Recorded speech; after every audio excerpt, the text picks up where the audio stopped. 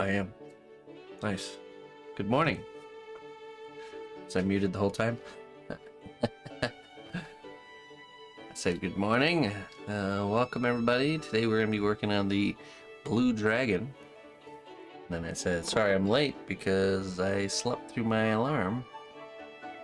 But that's alright. I guess I needed the sleep. And I blame the mugwort tea. Stuff makes you sleep like a rock, so...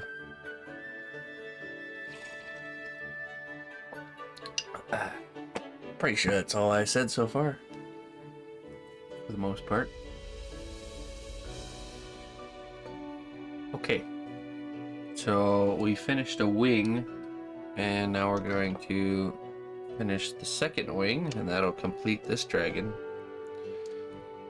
What we need to do is the trim of the wing. We already started with the arm part here. That's finished.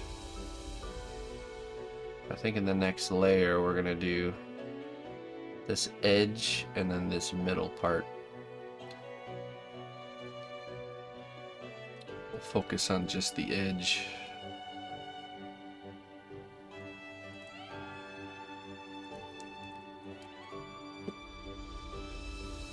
Well, first, let me check something.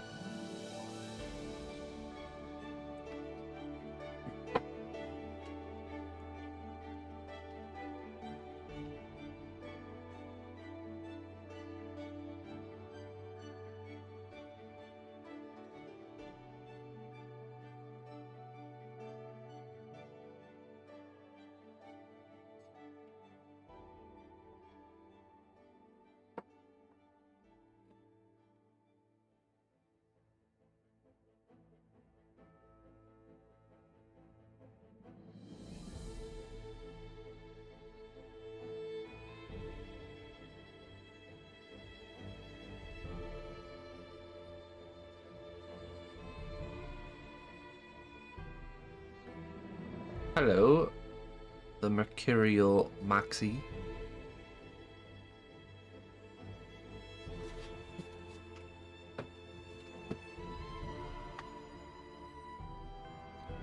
You just learned what AFK stands for? Away from keyboard. There you go. Learn something new every day.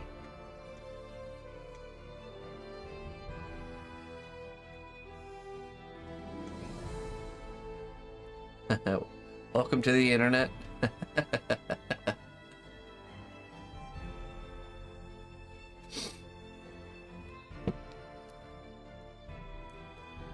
All right, let's get to it.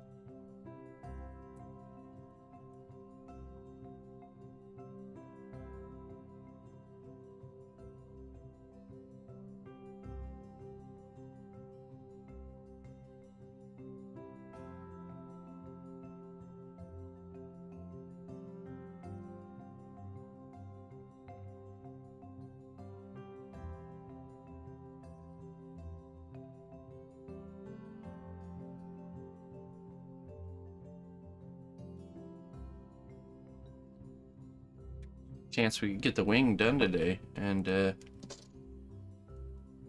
really close to this piece being finished. I'll have to order some clear resin, the molding casting portion.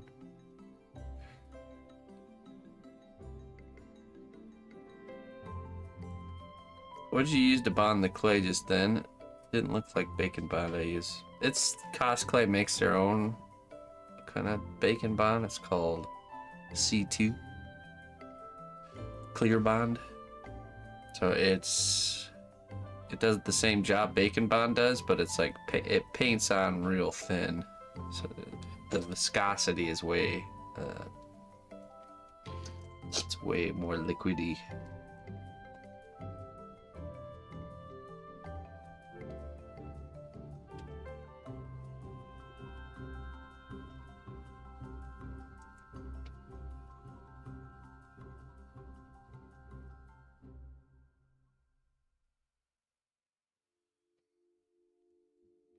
Lower viscosity, that's right.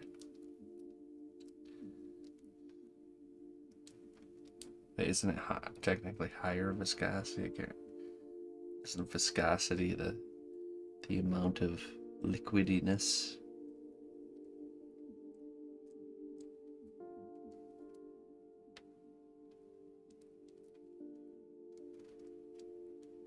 Viscous things are dense. Okay, yeah.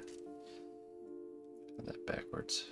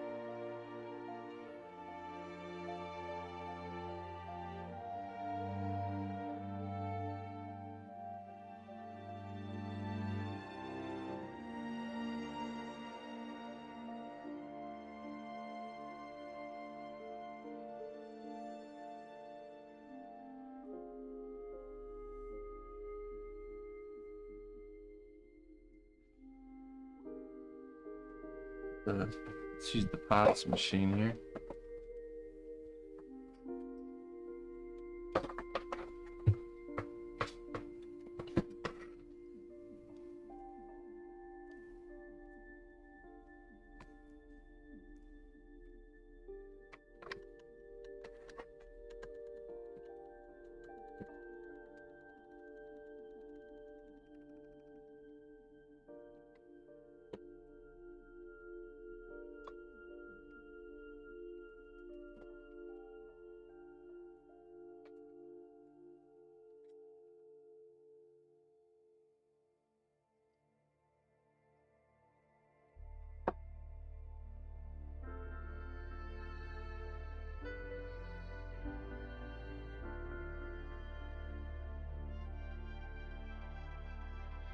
Their wing as a reference.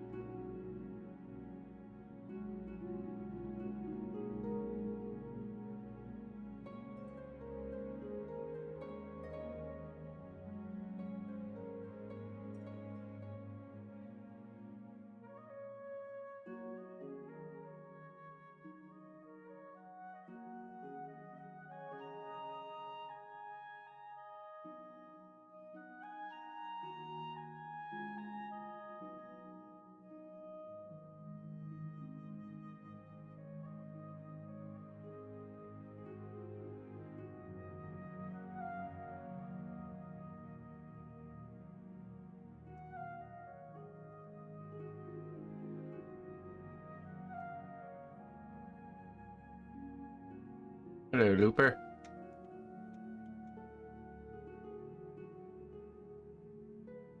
Reference photo you have of Pinterest of dragging musculature is fantastic. Yeah. Well, you have to when you find reference of other artists. Think about it. The artists that made that took the time to figure it out.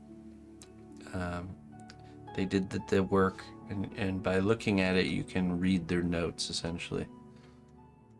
You can skip the work, because we all could take the time to figure out the musculature of a dragon. And reinvent the wheel, or we could just use that as a reference. So, but yeah, I agree. It's a nice piece of reference material. Word of the day: phlegm. Ancient Greek inflammation, humor caused by heat.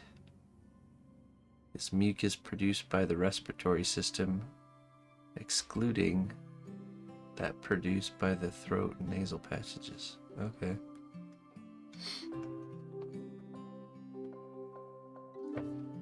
And to fight phlegm, there's a wonderful plant called mullein. Should definitely check it out. Good to have some mullein tincture around, especially as we head into the fall.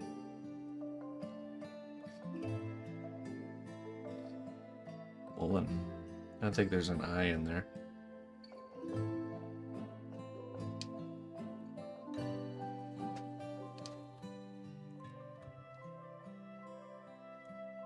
Very effective at breaking up phlegm or any sort of congestion.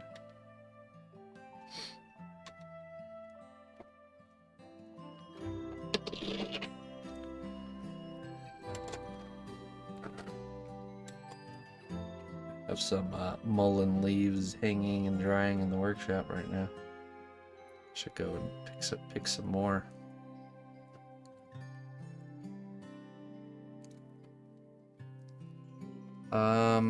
Is it only in America? I don't think so. You know, I find a lot of plants, even the most useful ones, are pretty much everywhere now. I think mullein's one of those too.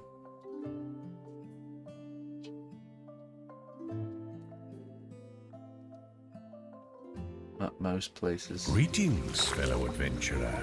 We've got everything you need to rest and refuel.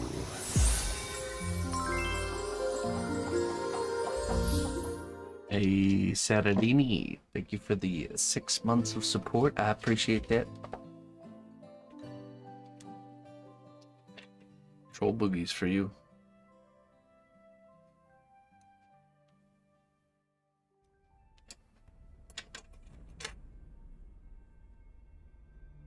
Let's see what we got.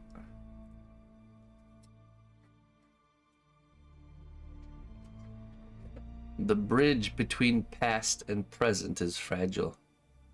May the wisdom of experience guide you across, with every step a testament to your growth.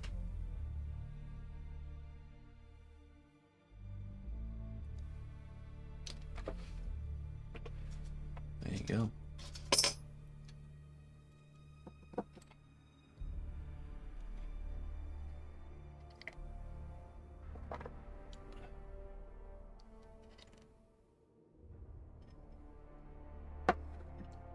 Oh yeah, Jack.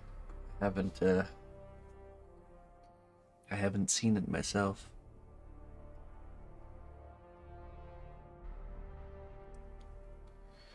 Oh, did I miss a question? Have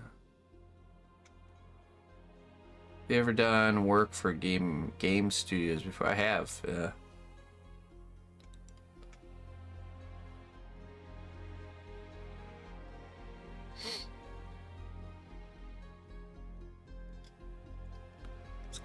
Considered invasive in some U.S. states.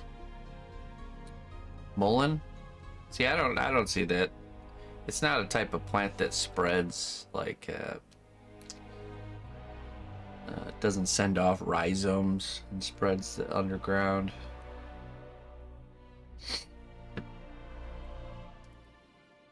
What do they know? What do they? It's not like bamboo.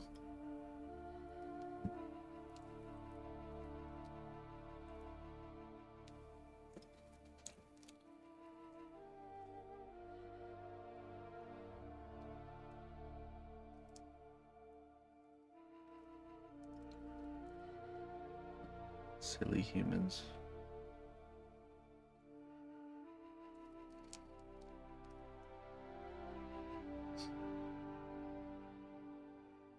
Well, yeah, I mean, it creates seeds, but I'm growing a plant in the garden from the beginning, and it's not, they take time to get up to the size that, the huge size that they come to full growth in, so.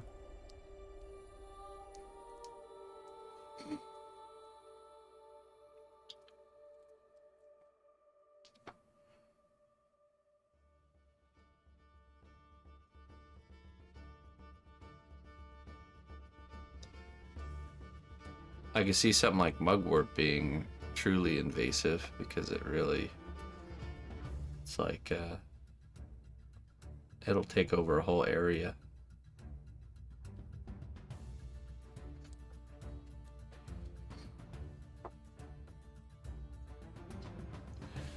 Well, the seeds are a neurotoxin to fish. That's true.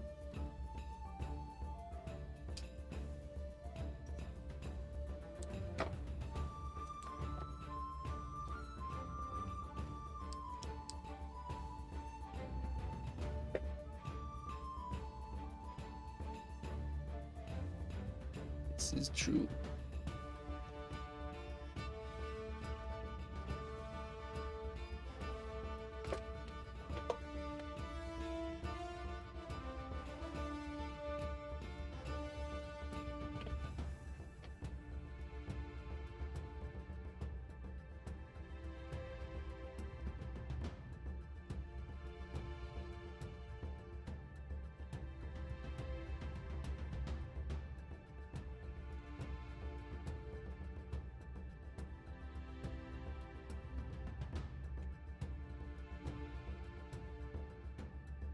Just weed.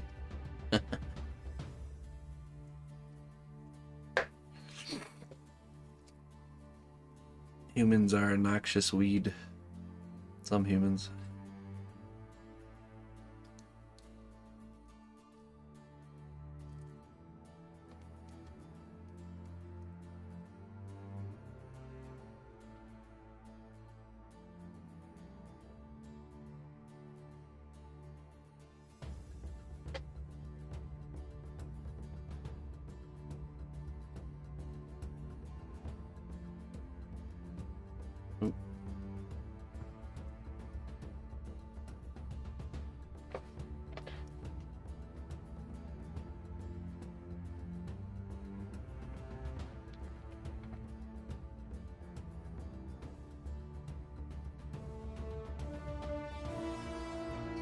No, Mullen doesn't put you to sleep. Mugwort does.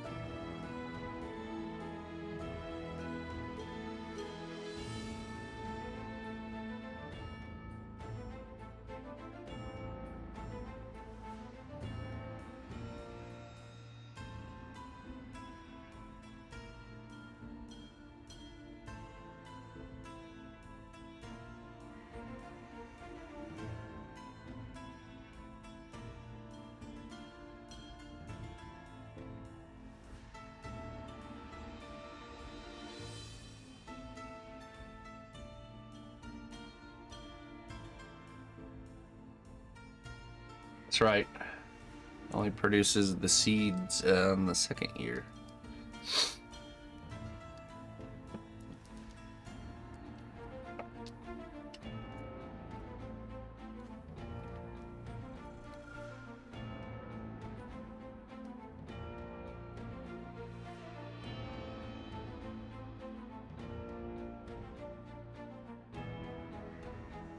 Perhaps we need to add a plant of the day.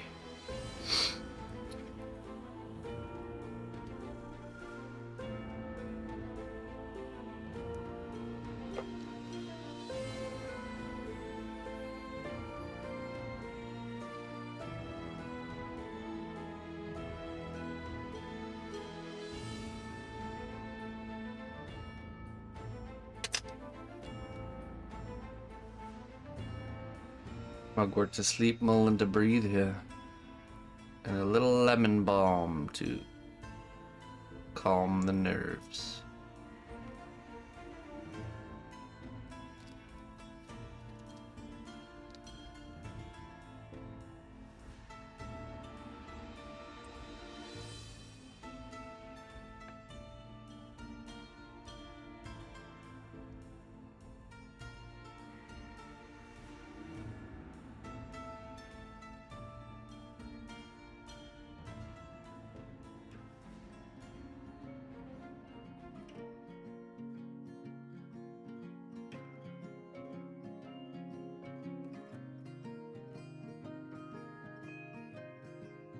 House plan of the month.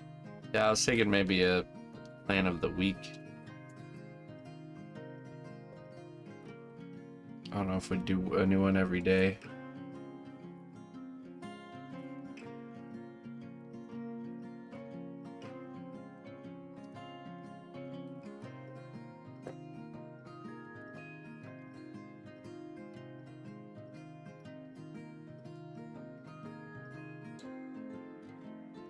Nice, Looper.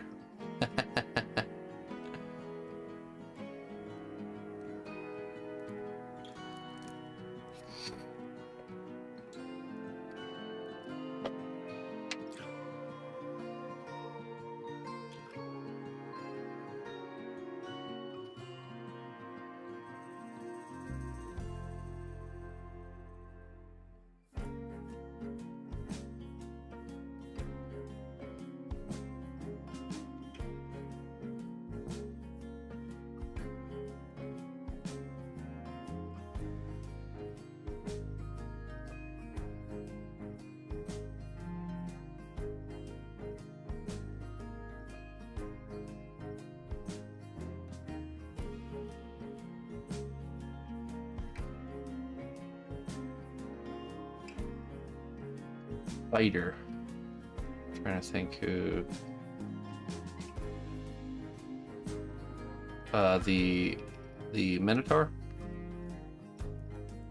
the Wizard Mage.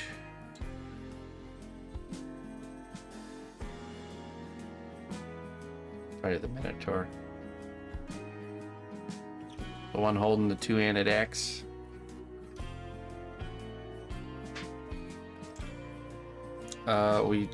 We sculpted the first hand onto the handle of the Minotaur.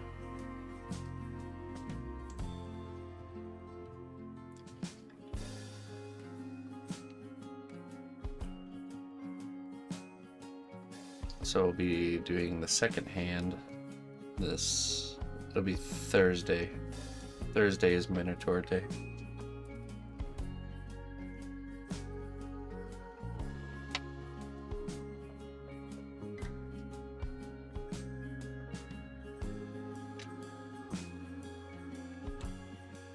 Hello, Mr. Sereb.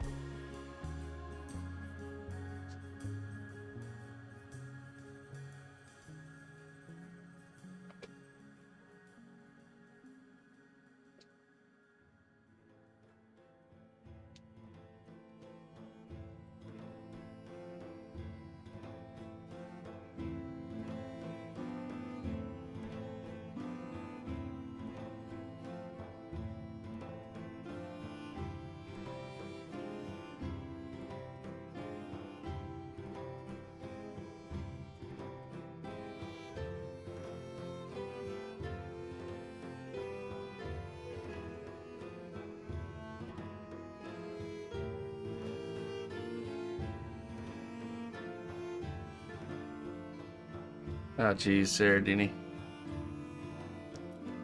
What a battle.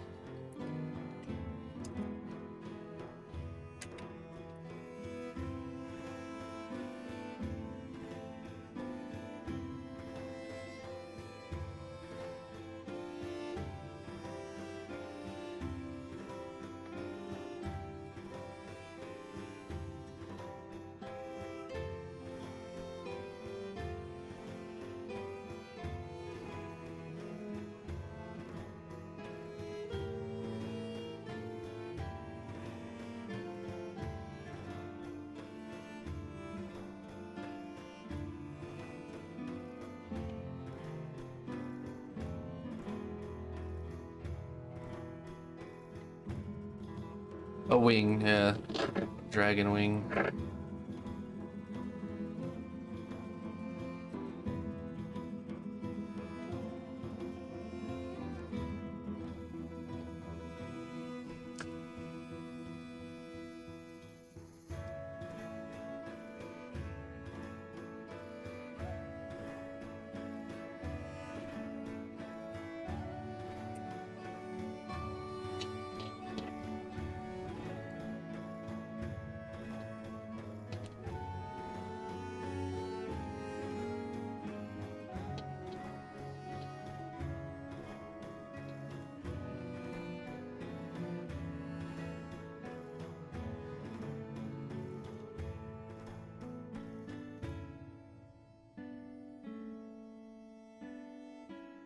No, I don't worry about such things.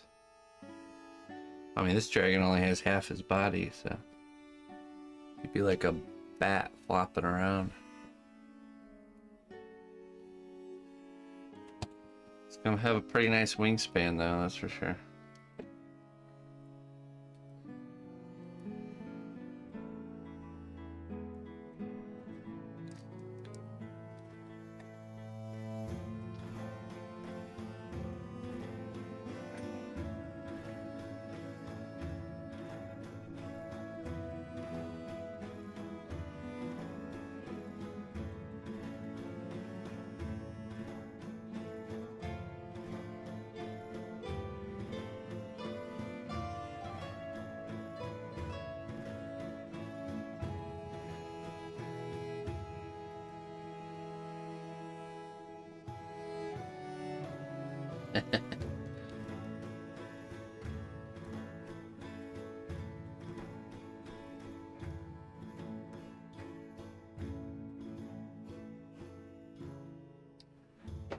Dyeing your hair makes you wonder about the hair dye, huh?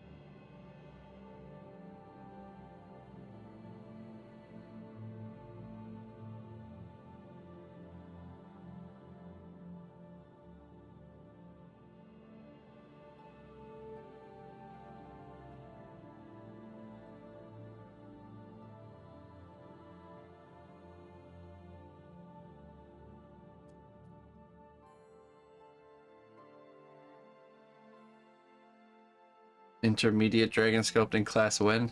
I don't know. I don't know. we'll probably have to put a few other types of classes between this current one. I did get a little bit more work done on my sketch that you want to see. He's almost done.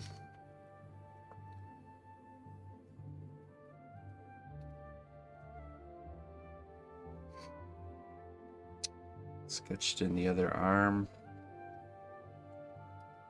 Just working on kind of the tail and the hips back here.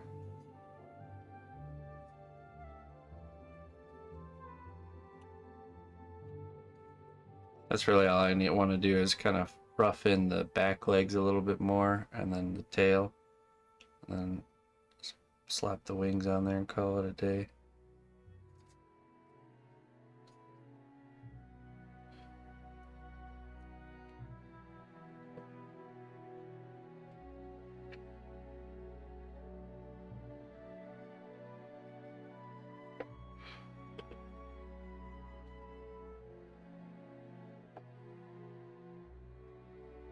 Tune in on Sunday if you guys want to see the next step of that. I'm showing, we're doing a full how-to class on how to make that dragon there. Every Sunday. Class is in session every Sunday. And if you'd like to support that cause of providing these free classes, you can type !fund and help chip in to fund the making of those. Let's see.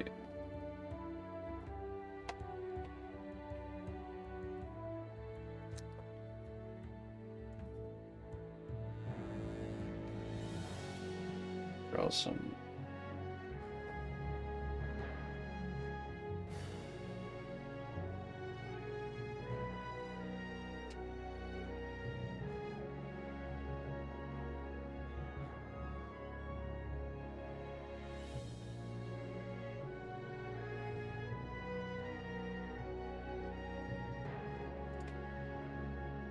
Guidelines there.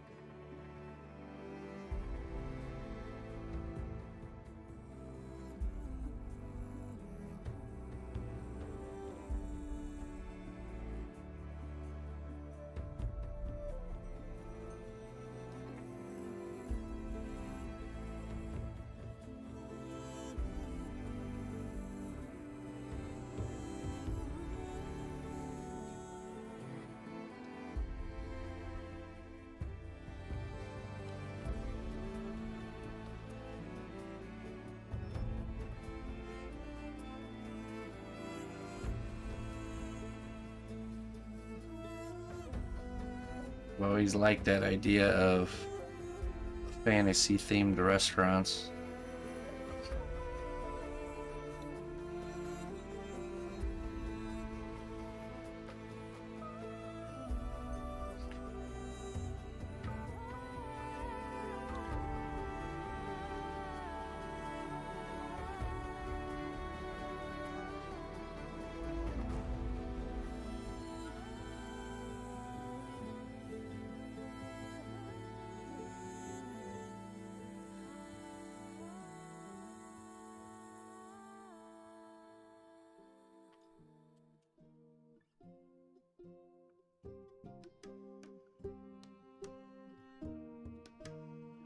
Oh, gravity.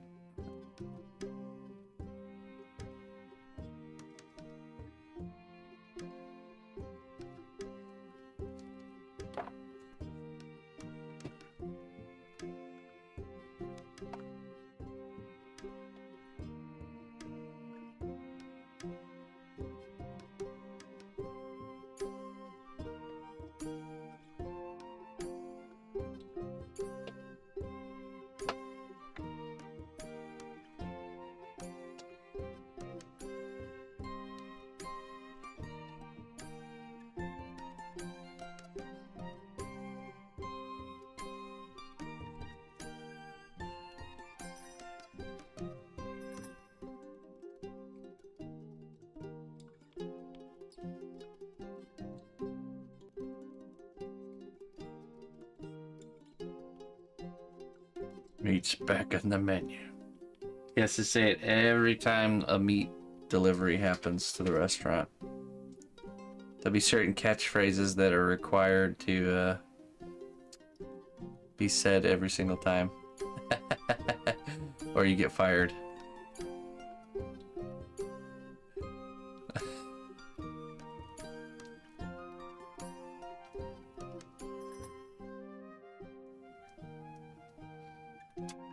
What about their legs? They don't need them.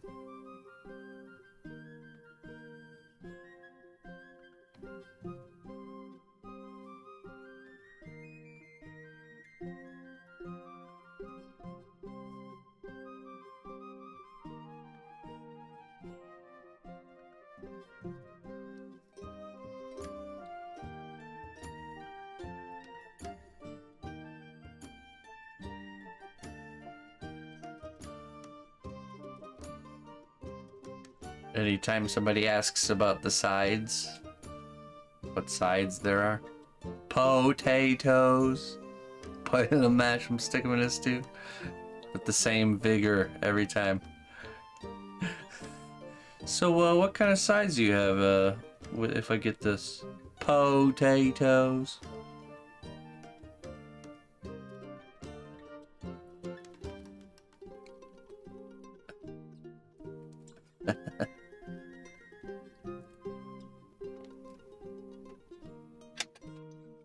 I'm just saying, I would totally go to that restaurant.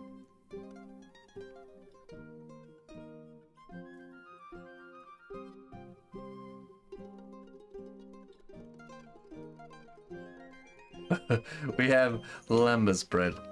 Oh, and more lembas bread. Oh man, we really could have a whole. Okay, here we go. New game plan. We're gonna make a Lord of the Rings restaurant where the only things that staff can say to customers is quotes from the movie.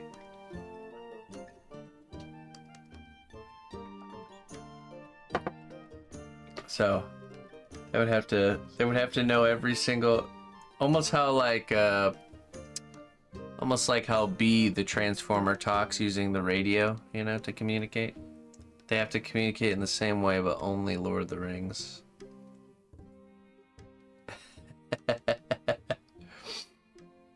Go back to the shadow. Oh man. Juicy sweet. So juicy sweet. I think there's enough to work with. I think we could pull it off.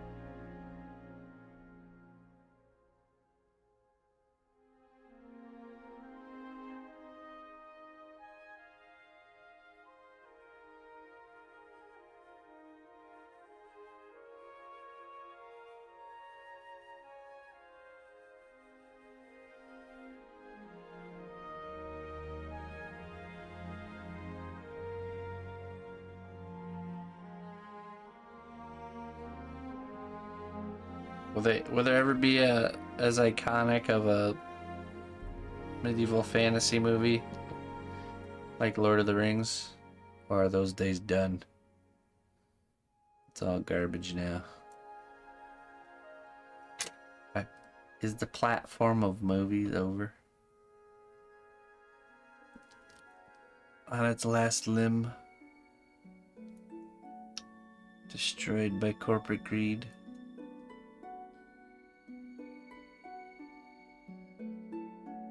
You're ignoring the 90s classic Dragon. Oh, I'm not.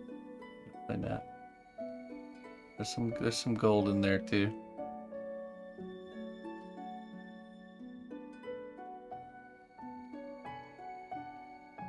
It's just less fresh in my mind. I used the beacons. I used the lighting of the beacons GIF just recently because so me and my family are spread out kind of like in a line across Illinois from like outside suburbs of Chicago to where I'm at. I'm the first beacon, and all the storms, they come from the west in. So whenever a big storm is coming, I light my beacon and message everyone else and tell them, here it comes. And then the next one down the line is my brother Corey. And then the next one down the line is my brother Andy. And then it finally reaches where the rest of my family is. Gondor calls for aid. It was a perfect beacon lighting GIF opportunity. Alright, Saladini. Hey, have a good one. Have a wonderful rest. We'll catch you later.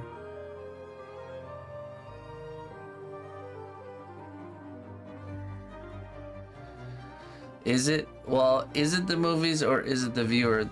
A perfect answer to that question would be to take somebody new that has never seen it before, or maybe even a youngster that's not really seen many movies, and let them and then watch Lord of the Rings with them.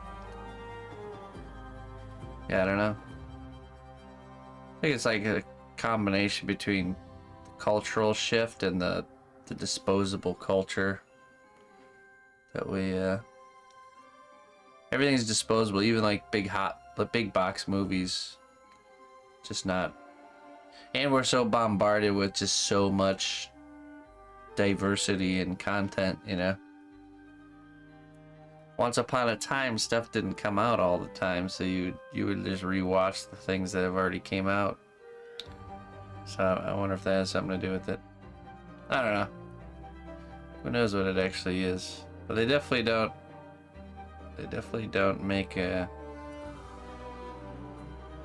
There's definitely something about how they make the movies nowadays that's definitely different.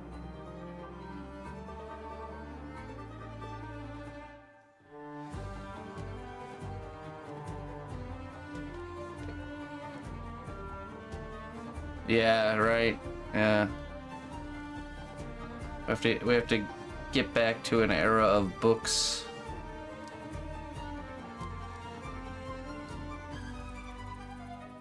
Greetings, fellow adventurer. We've got everything you need to rest and refuel. Good morning. Remember when there were only 3 TV channels and no internet? I remember no internet, but not the 3 TV channels. I specifically have this really deep memory when I was like really young, probably when I was about 2 or 3, of the song Jeopardy, the Jeopardy song. And it used to put like dread over me because it was always when the Jeopardy song was playing, it became nap time. So I specifically remember, it's like such a faded memory, but I remember hearing that dang Jeopardy theme song, and that I always knew. I knew the audio cue meant it was nap time.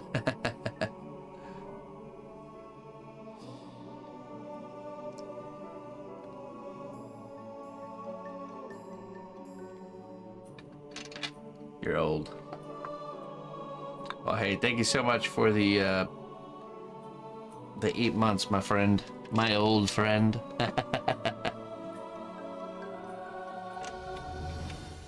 Unicorn tears for you.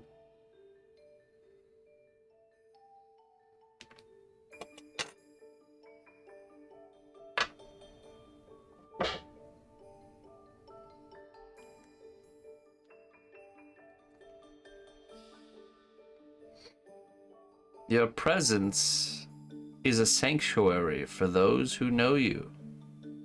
May it be a haven of peace and solace. There you go.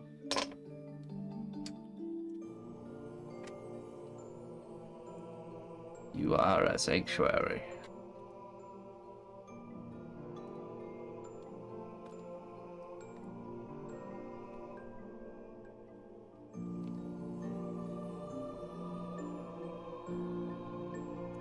Ah, thank you, my friend. Thanks for the support.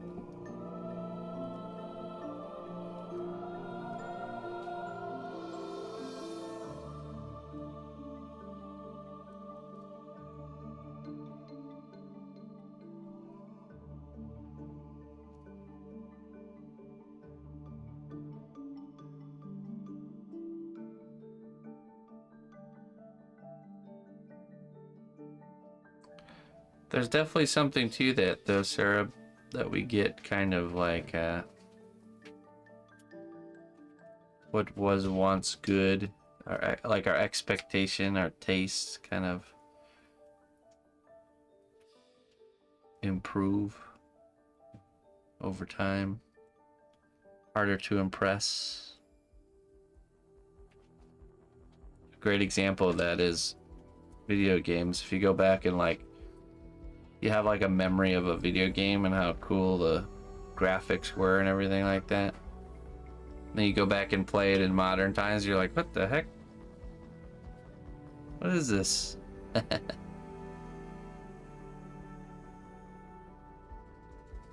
But you specifically remember back in the day that it was impressive to you.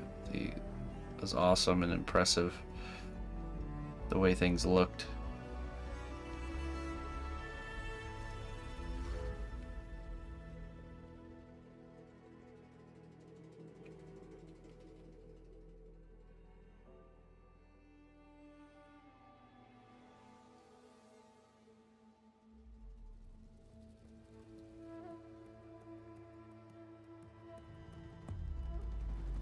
Dark Ages of Camelot.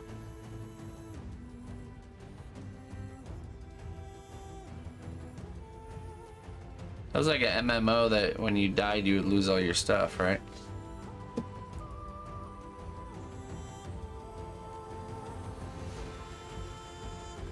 The original Castlevania.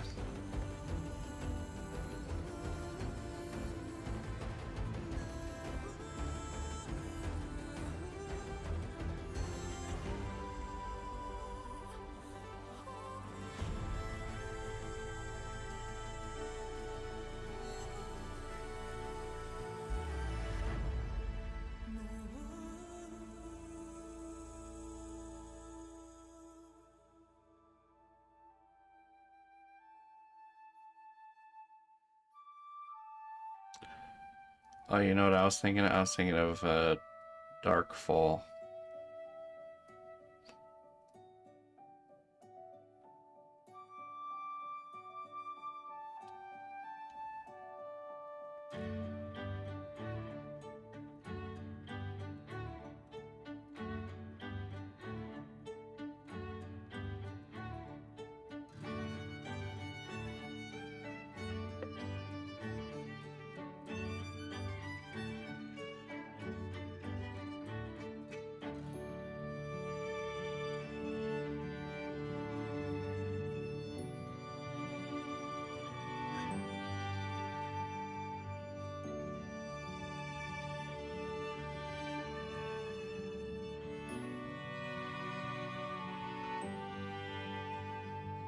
Let me go refill my coffee.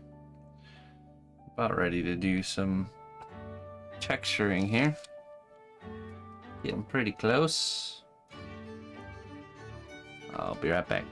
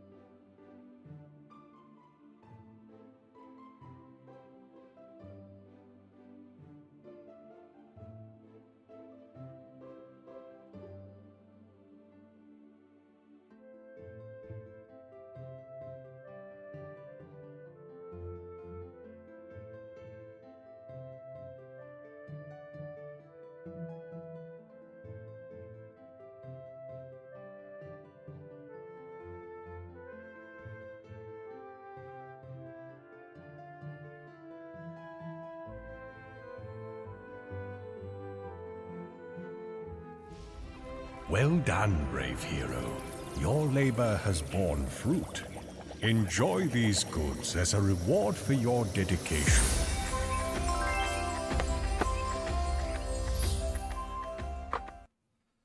Manimal Mother.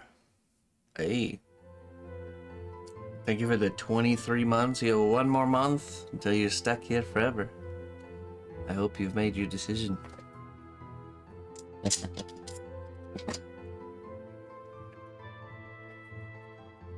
Part of the crew, part of the ship.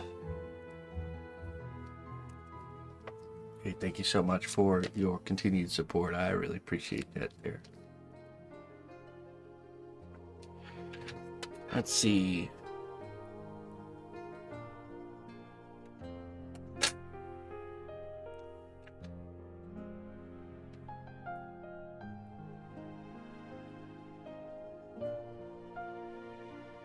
Your heart holds the power to vanquish even the darkest of sorrow.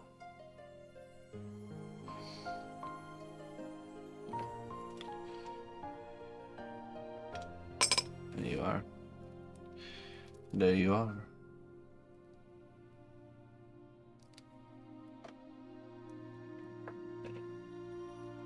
Quick, get her heart. It's a powerful trinket. Heart of the Manimal Mother.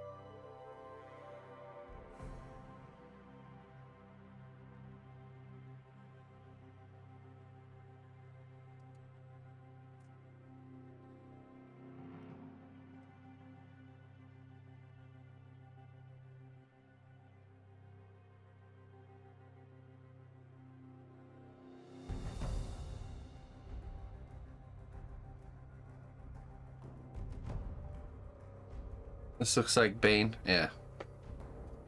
It's because that's what it is. I've been making Bane for over a decade on stream, and it's crazy how many people like fool. Bunch of Banes in disguise.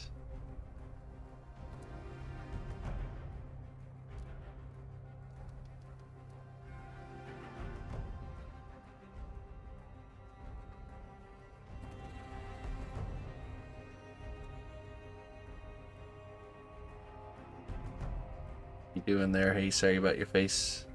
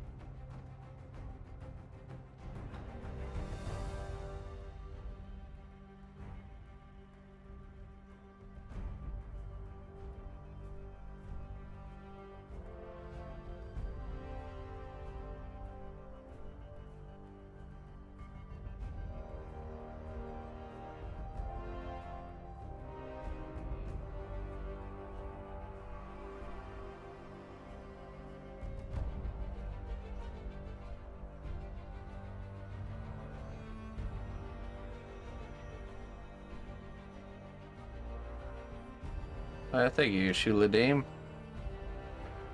Glad you enjoy being here. Good as always. That's good.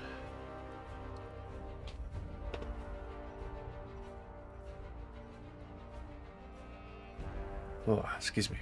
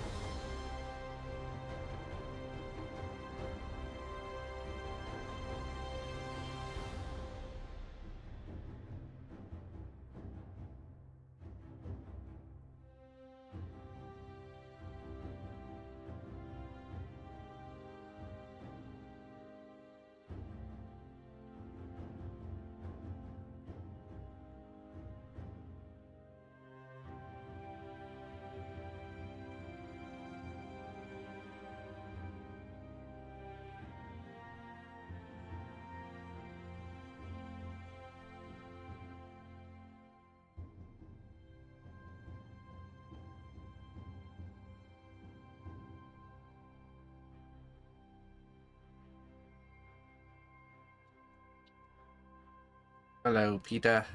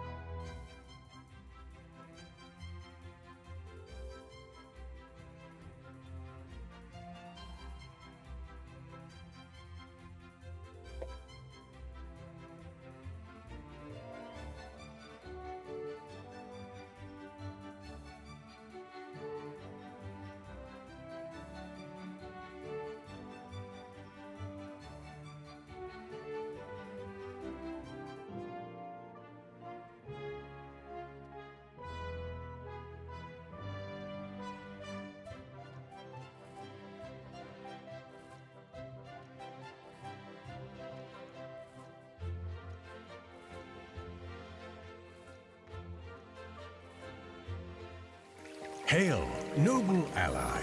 Please accept these treasures as a gift for your unwavering service to the kingdom.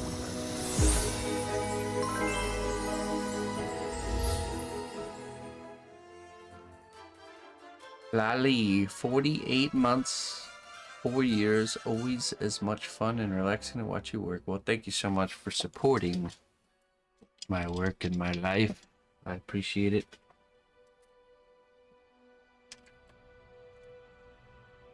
Dragon tears for you. Must be a hard ingredient to get. Tears of a dragon.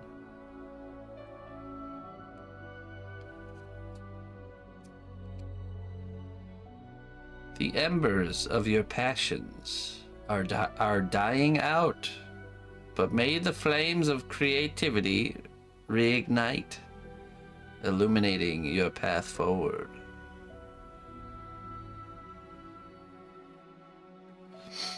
Mm-hmm. There you go. The wisdom has spoken.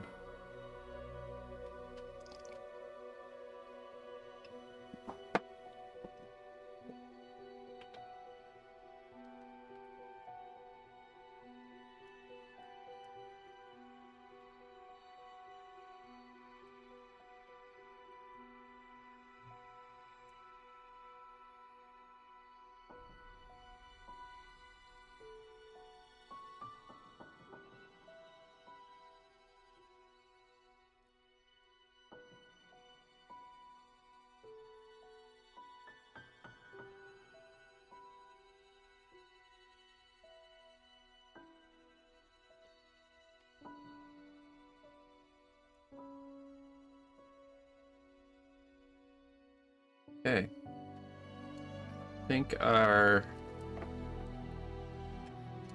whatchamacallit, our shapes are ready. Now we're just gonna do texture over this. I think we'll just do this part, texture it, bake it, and then we'll do this side, bake it again, and then this side. So let's begin with this area. This section is supposed to be the scales.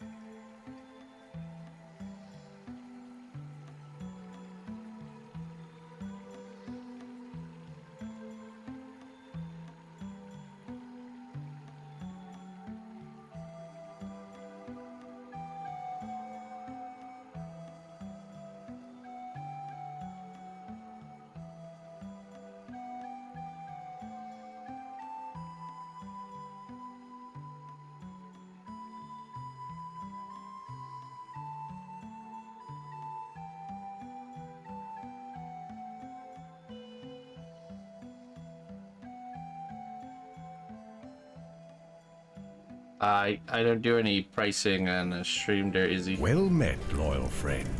You've made a real impact on the realm. Thank you for your contributions. Just have to email me if you'd like any sort of quotes or averages or anything like that.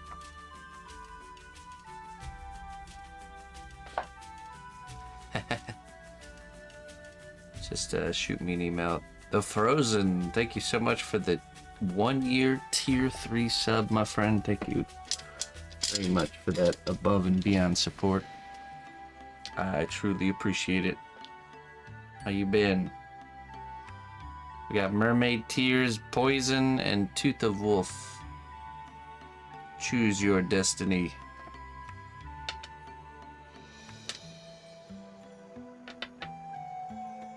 Tooth of Wolf. Alright. Back.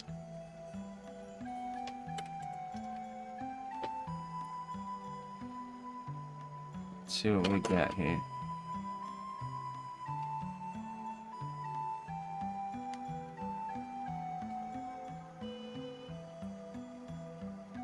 May your words be a balm to those who hear them. Heal with kindness and compassion. A balm. Weird medicine. Yeah. How you doing there, Frozen? Thank you so much again for being a tier 3 subscriber and supporting the heck out of my work. I appreciate it.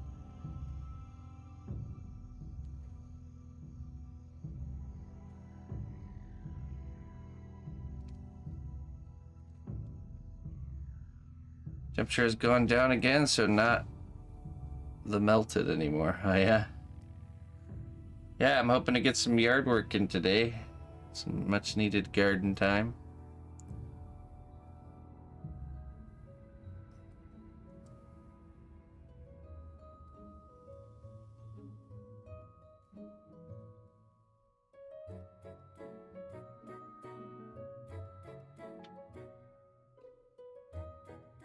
As long as it doesn't get too hot.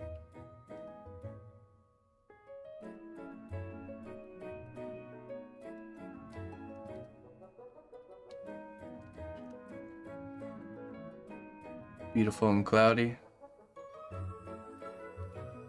Yeah, I think it's supposed to be cooler too.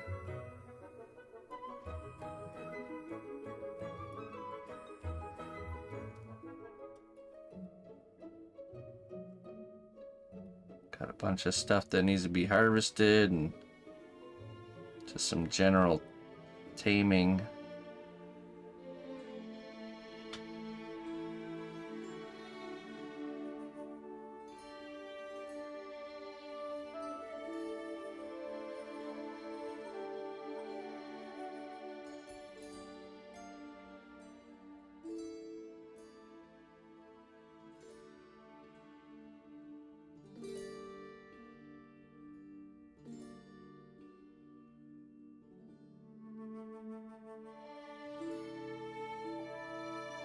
Hey, thank you, my friend.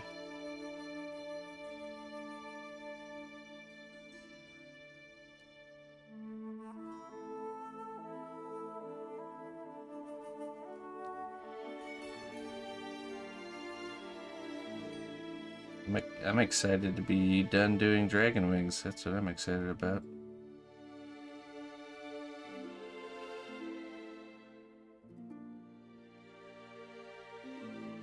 This will be the first set that's finished out of the 3 dragons.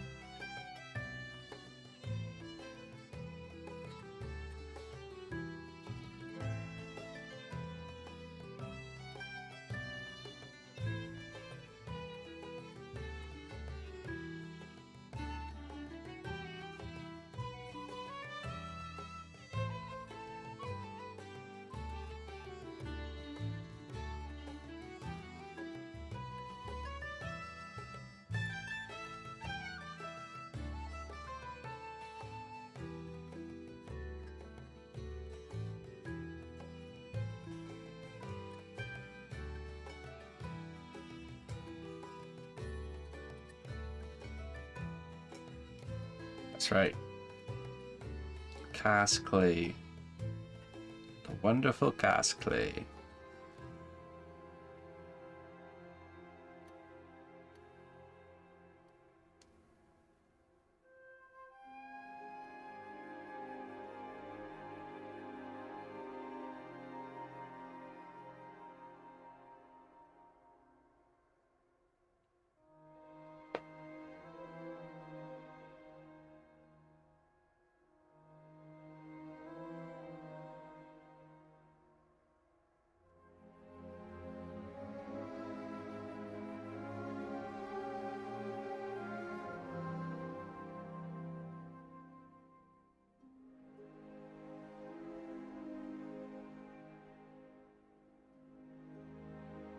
Oh, okay. And to and fro, Looney Lorna is always busy. Always up to something. That's good that you're there for your brother.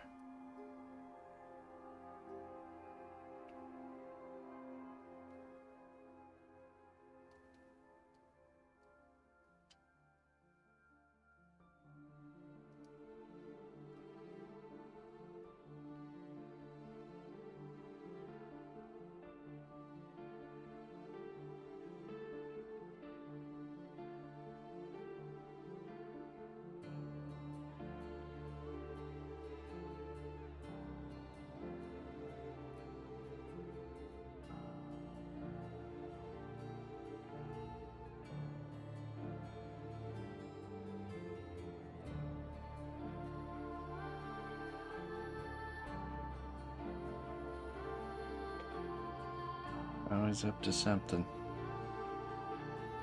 She is.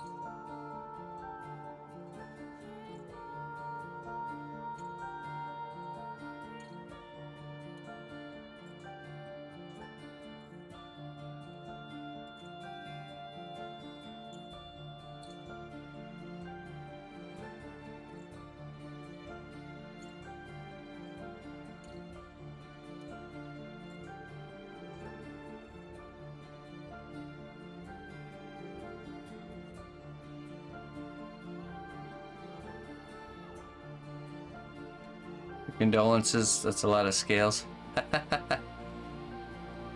It's not that many. It's a little section here.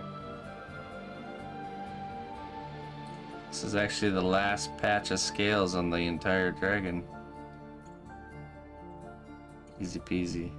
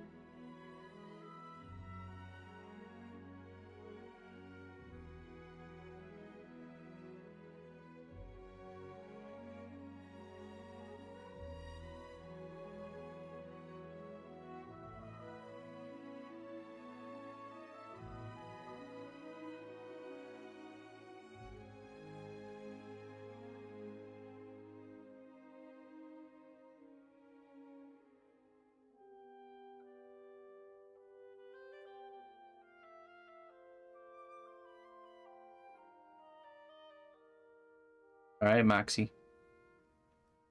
You too.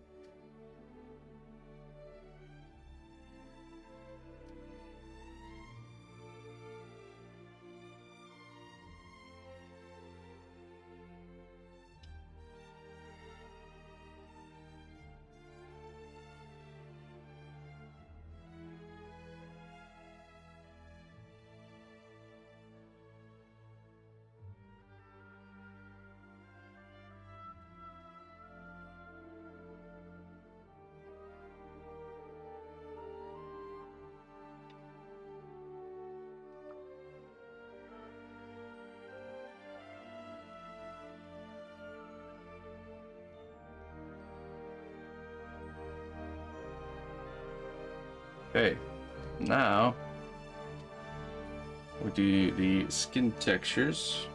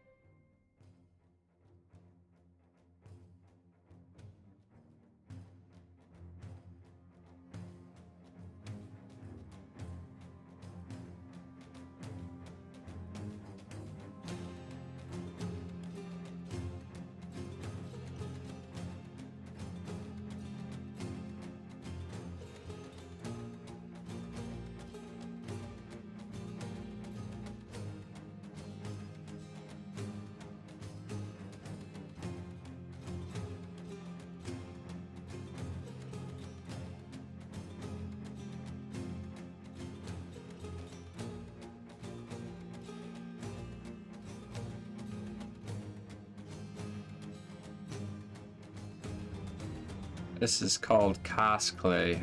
It is a polymer clay, but it's very different. The way you work with it's the same, but the finished cured result is it's flexible like rubber. Yeah. See that?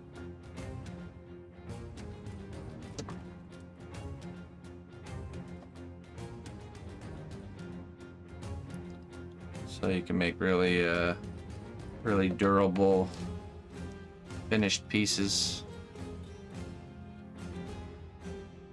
Alright, so you know, like I wouldn't be able to, like this is like really really flexible, has a lot of give. I wouldn't be able to do the wings this way if it wasn't for that feature of the material, so.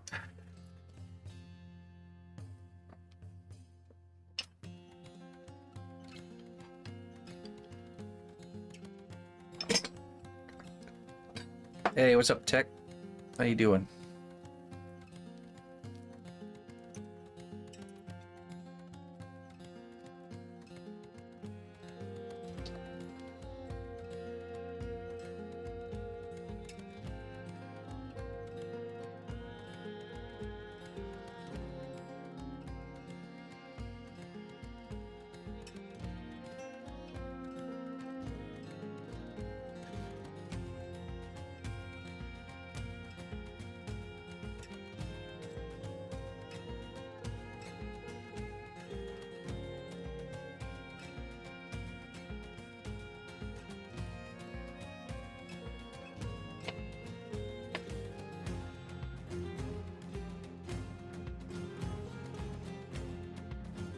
Hey, thank you, my friend.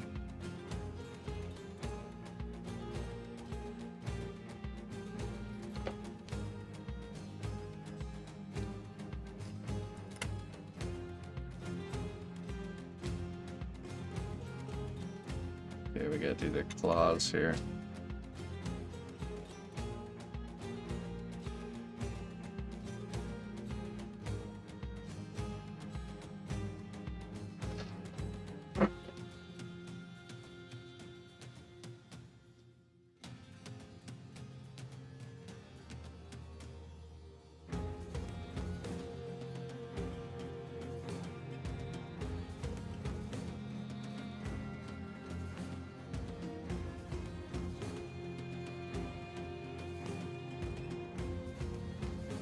Oh yeah, that's a nice one.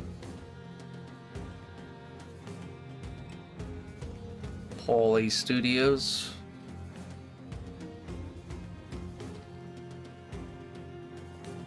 Do I have any pieces for sale in my store? No, typically I mostly do just commission work, so it's pretty rare for me to have something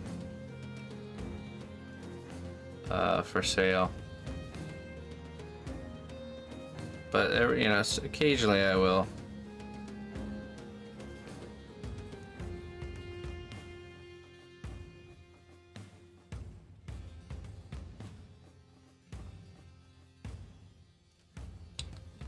Yeah, feel free to reach out if you'd like to get something made.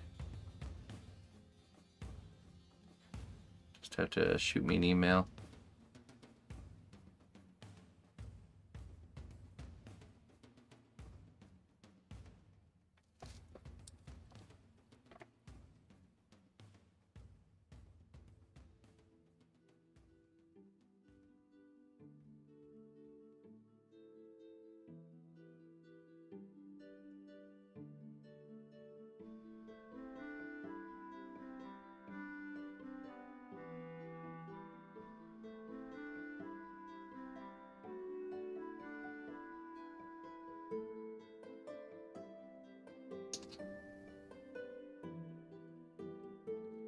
The Grinch.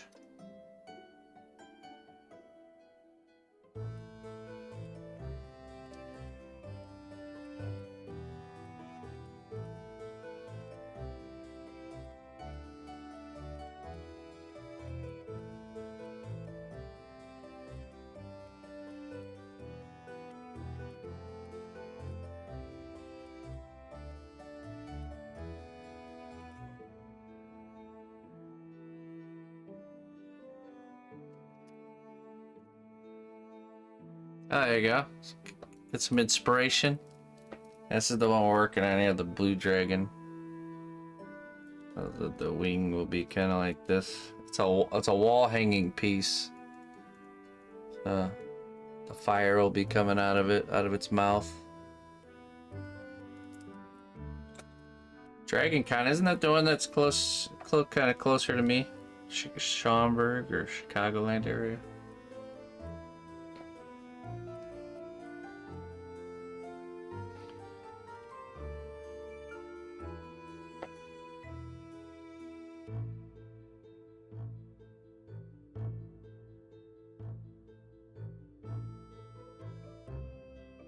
Seems like I've seen a dragon in real life. Maybe I have.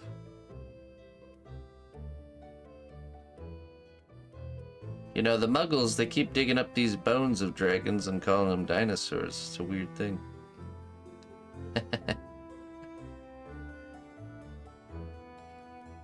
Silly Muggles.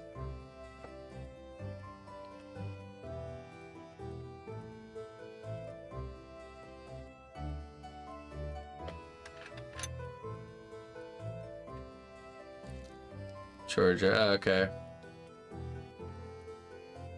C2E2, okay. That's the one that's close here. Been meaning to go one of these times. Maybe.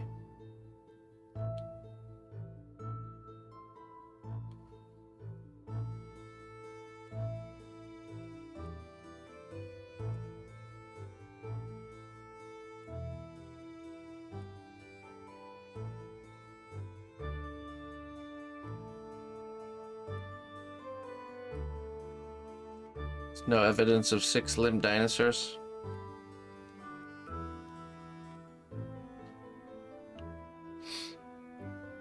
Maybe the wing bones are like hollow, like bird bones or something.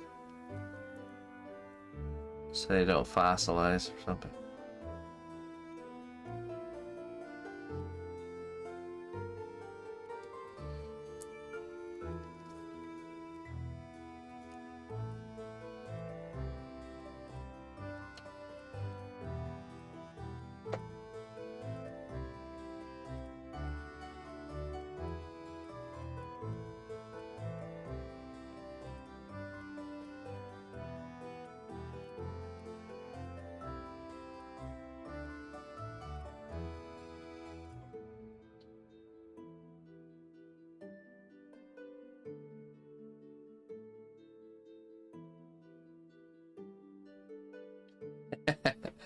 True.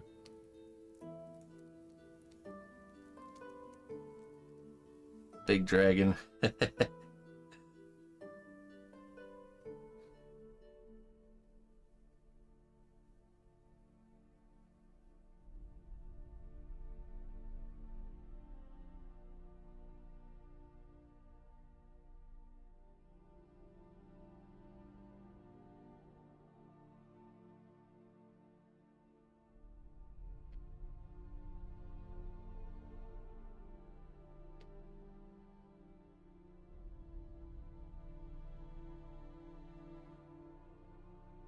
I'm not sure I'd like to encounter a real dragon or a dinosaur.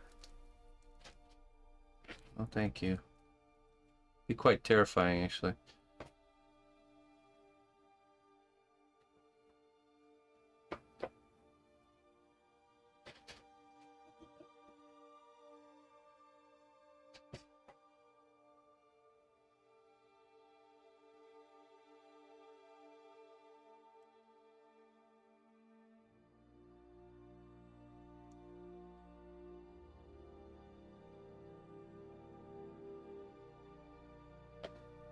Just imagine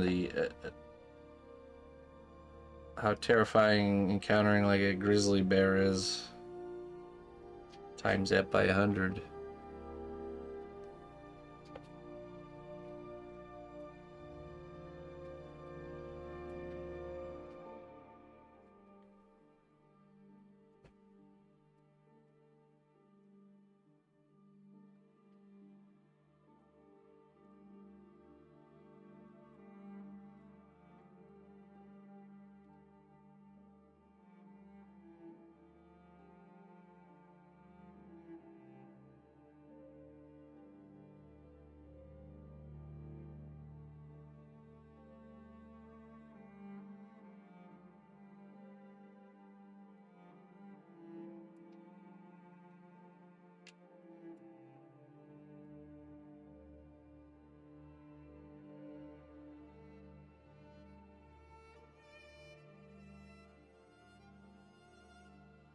Yeah. We're an apex predator as long as we have our brain tools.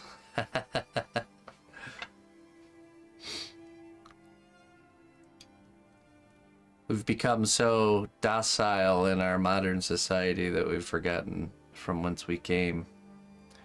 The ruggedness of the world around us. The dangers. You see it proudly on display in social media where people try to take selfies in front of like bison and stuff. You've seen those videos? Just try like take a selfie next to a bison. The bison just gets up and bah! Foolish human.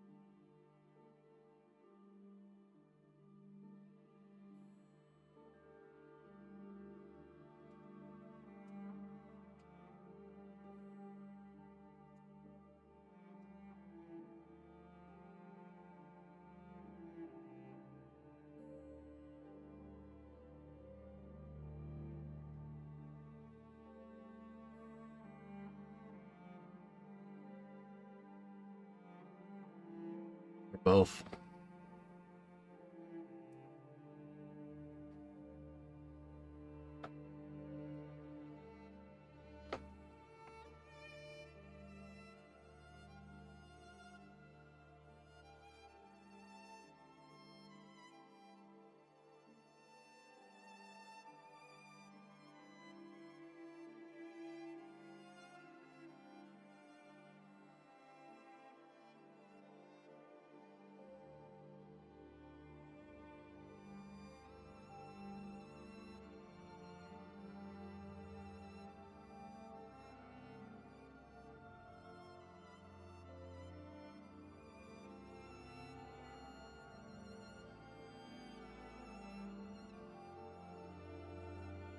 Bitch.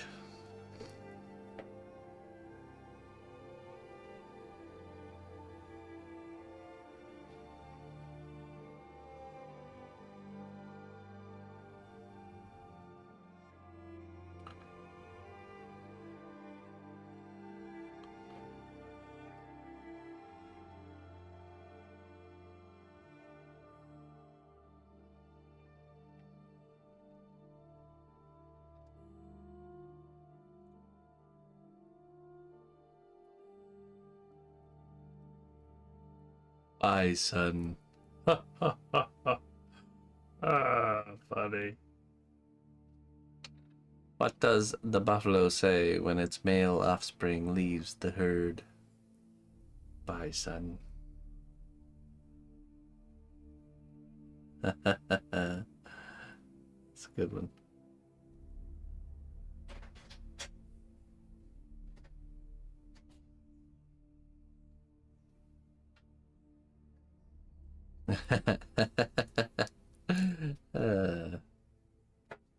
No, don't be mistaken. This is a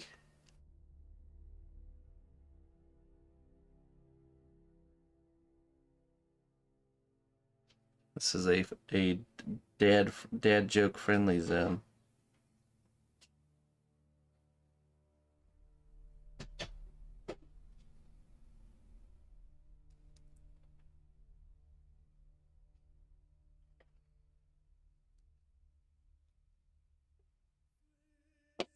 The cinema?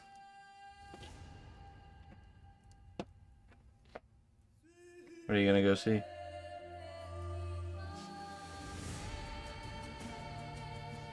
I've been out of the going to the movies to see movies scene for so long.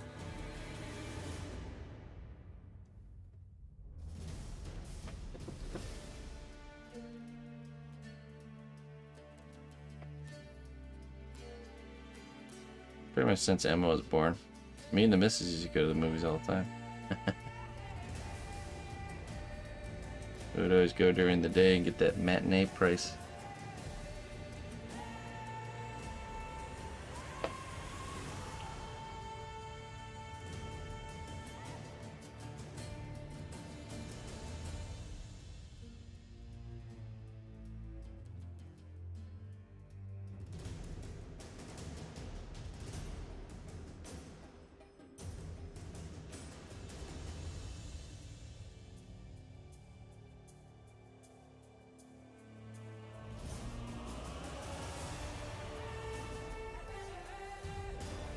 Like the old one, or did they remake it?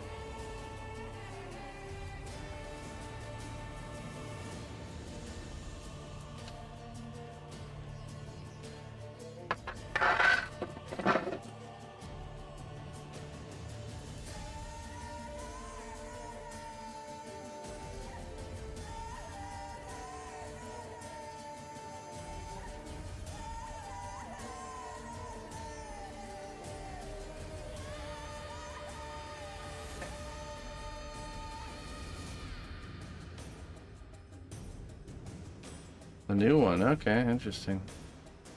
Dang, the other one, the older one was so good. It's gonna be hard to top.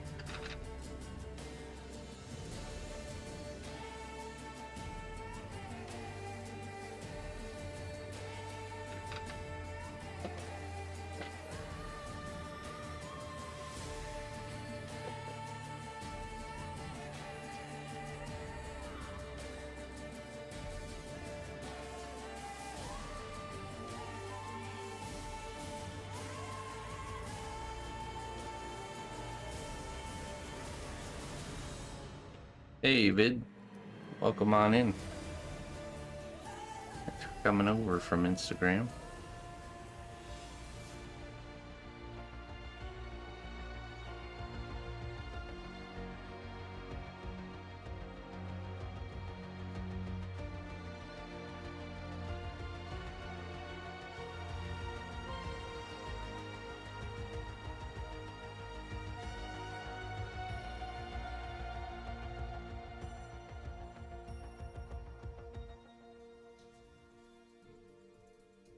Good morning, Creationics.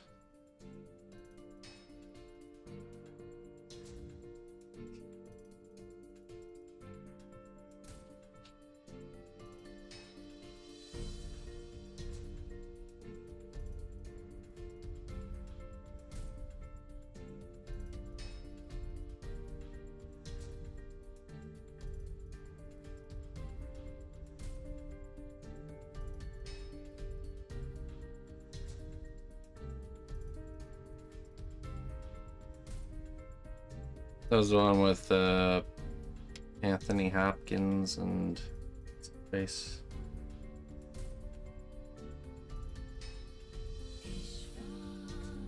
Can't remember.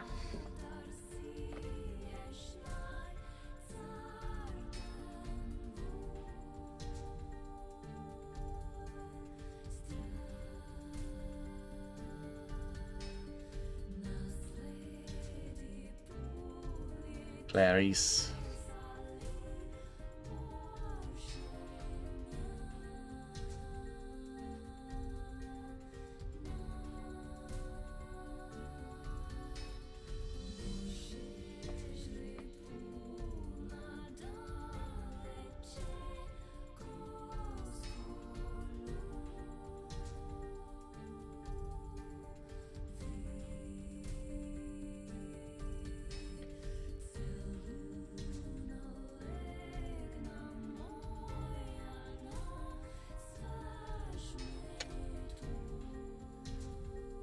Oh, was it? Really? Huh. Why am I thinking Anthony Hopkins? For some reason I remembered him as the old guy in the jail cells. Oh, I think you're right. It's weird. How that get jumbled up in my brain. This is a vid. This is day number. What day is this? Day 27, I think. Yeah, day 27. So 27 by times 4. How long we've been working on this?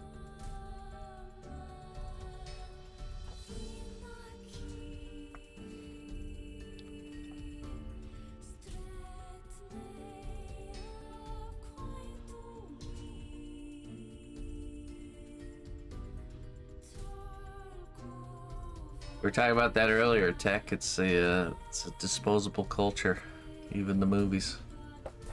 Everything's temporary. Everything's we're not in the business of making timeless things anymore.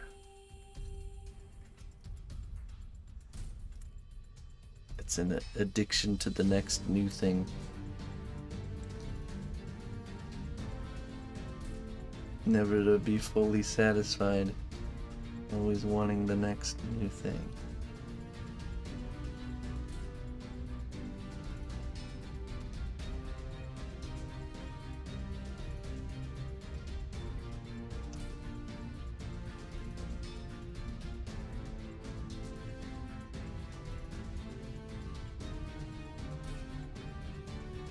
Hey, La Madriguera.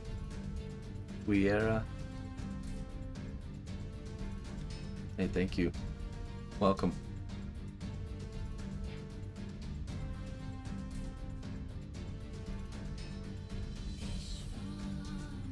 Okay.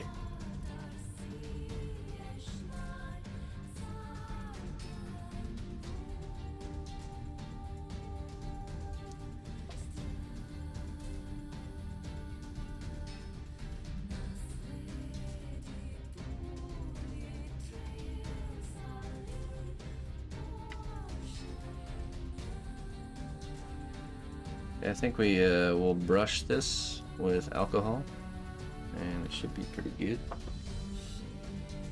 Ready for baking. The burro, La Madriguera.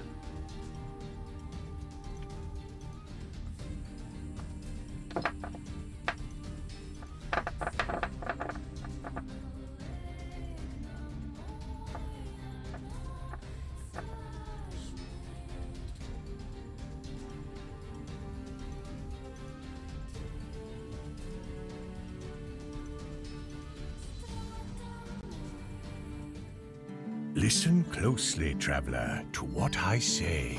Twitch Prime does not even cost a dime. Hey.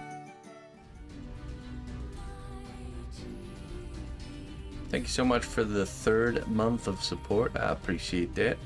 The burro. Thank you for supporting my work.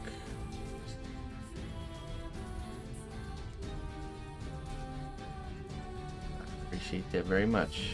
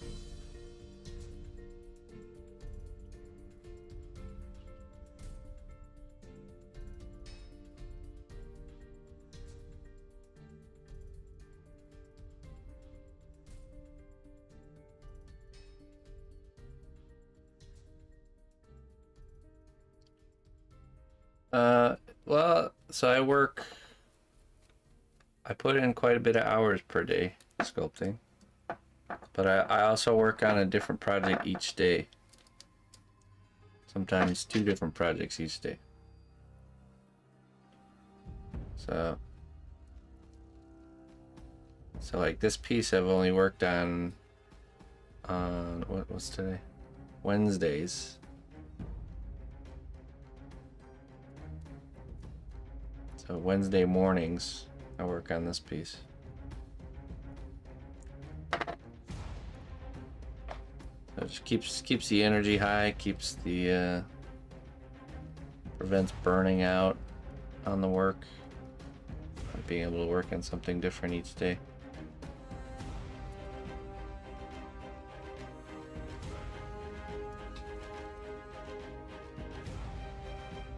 Yeah, I agree. Love muffler. The problem is the attention spans have been diminished to the point where I think, especially in the younger generation, I don't think there's very many readers. Let's say. If the book hasn't gotten to the point in the first 30 seconds, interest is lost.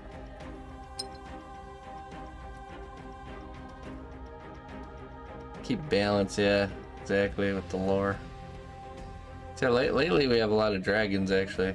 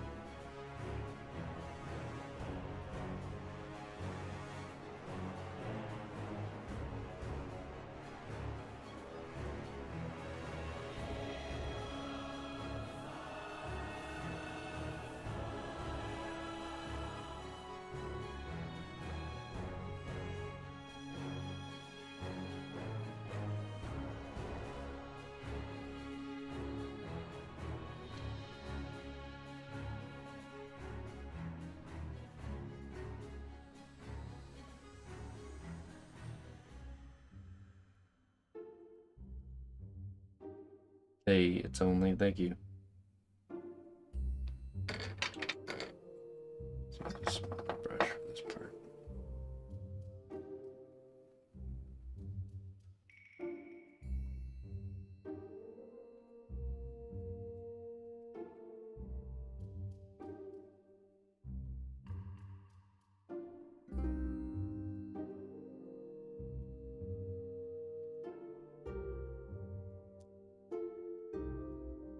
Yeah, everything I make is commissioned.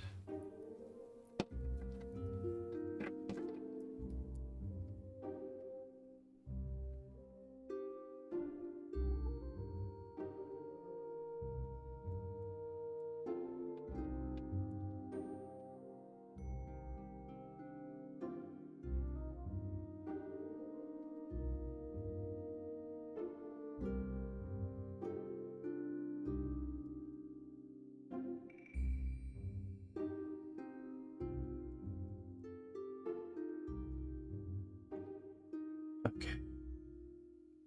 This is looking pretty good.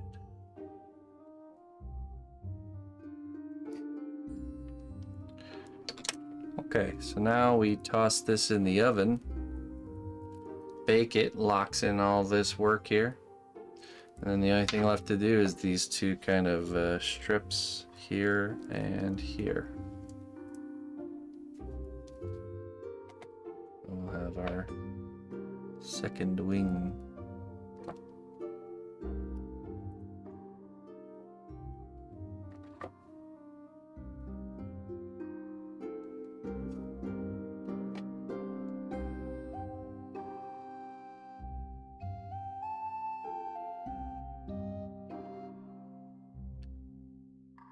You have to email me if you would like any sort of quotes or any commission talk. Just shoot me an email.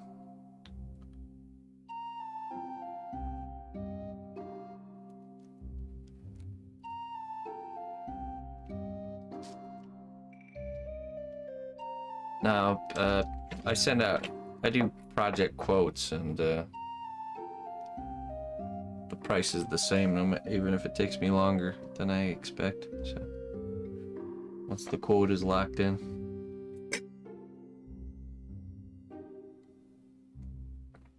Okay, so this will go in the oven. While this is baking, we're gonna work on the next layer on the boat, which will be part of the base of this piece. I'll be right back.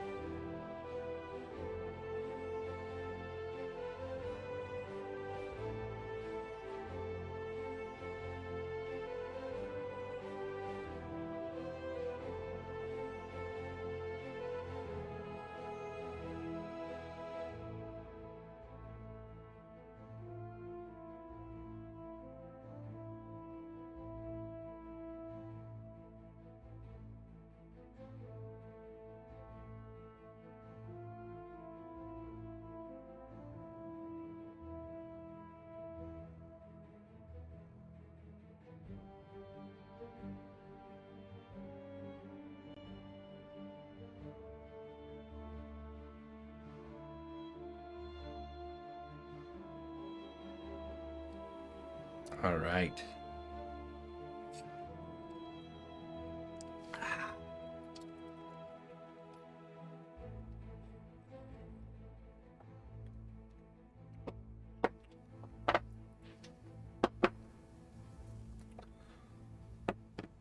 Time to work on the boat.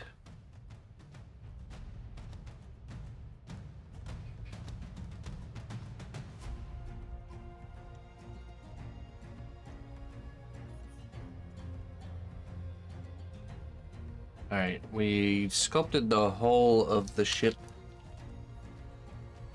inside and out last time we worked on this.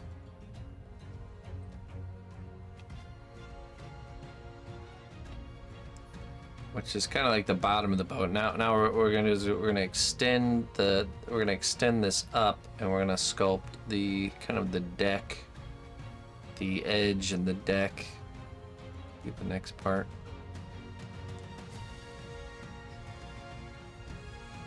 The ship. Okay.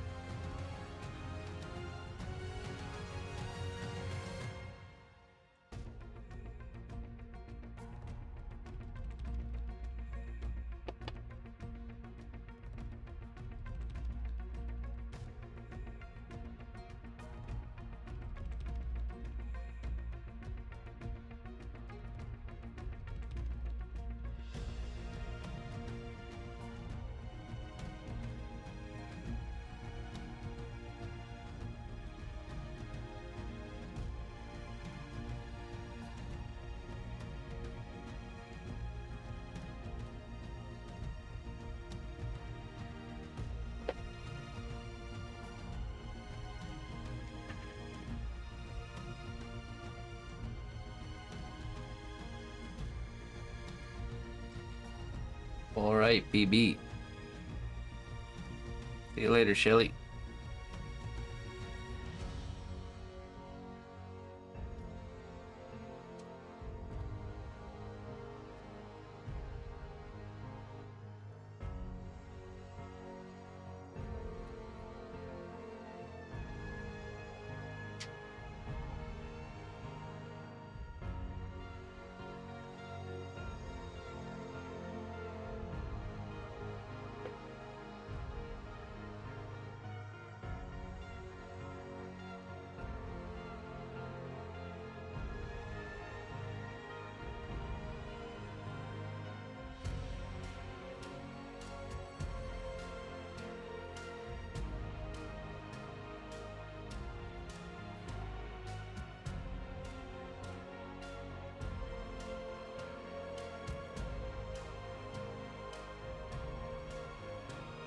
All right, now let's add some clay glue here.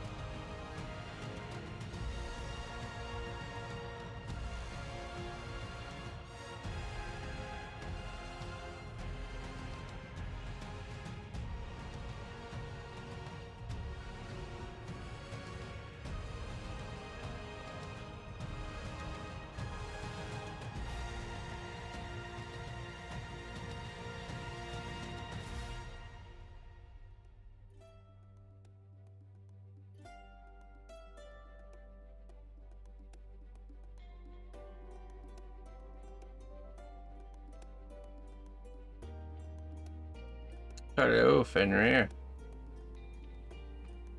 How do you do?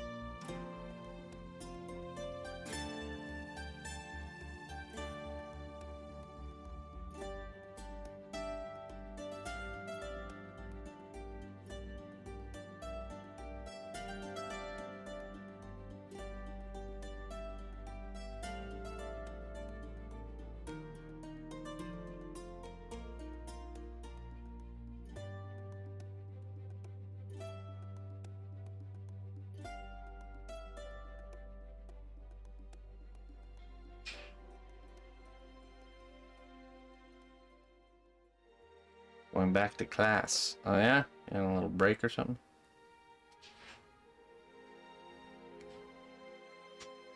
What kind of class are you taking?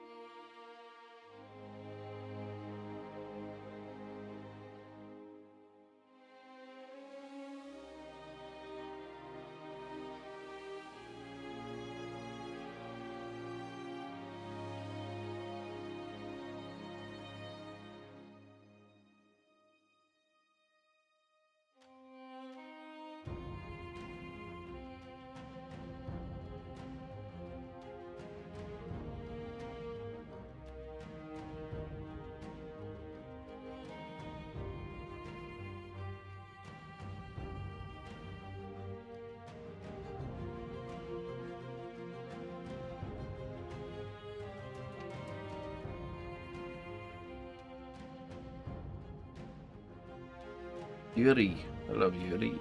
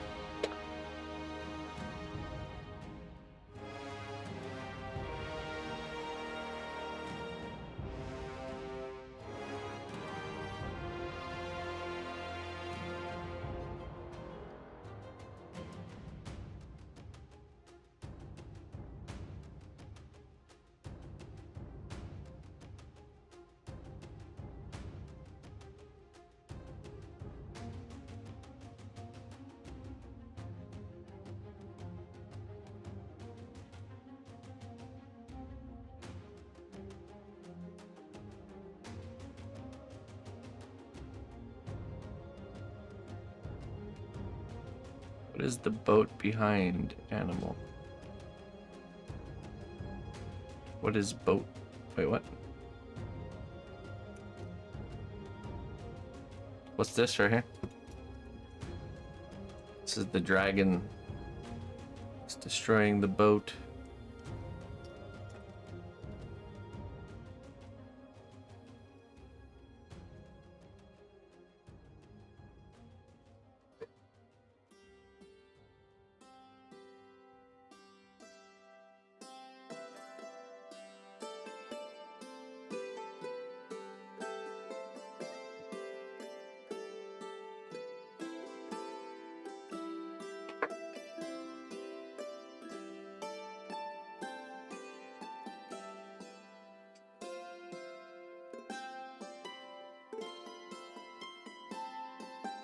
Oh, nice. Here's the sketch for this piece right here. So, we got the dragon destroying this ship here.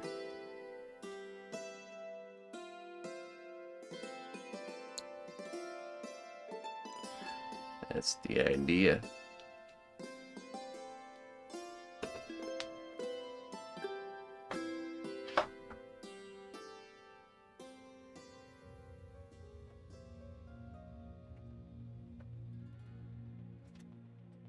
Yeah, that was the sketch for this project.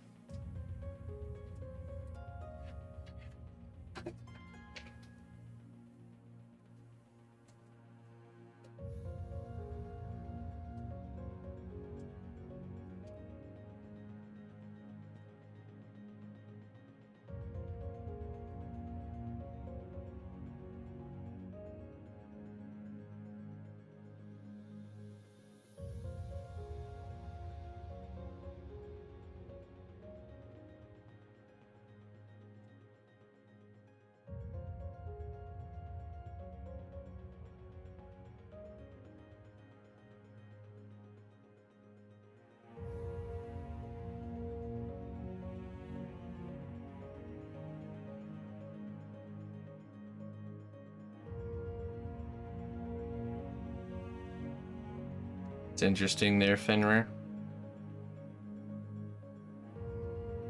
So what do you, what department do you work with?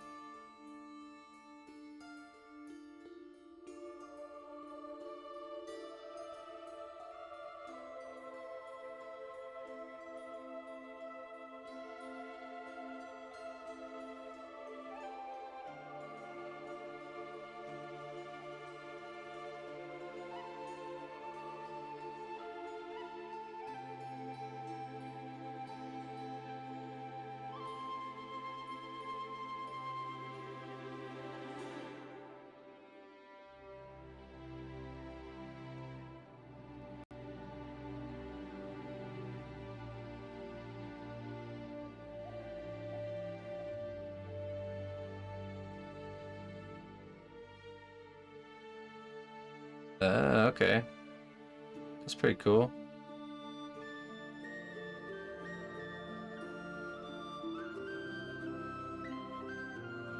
As part of the native preserve, or like an outside entity?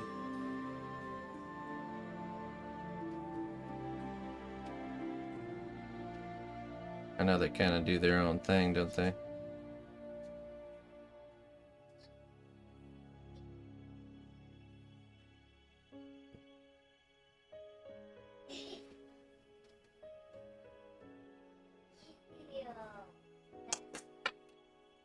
Good morning, Lou.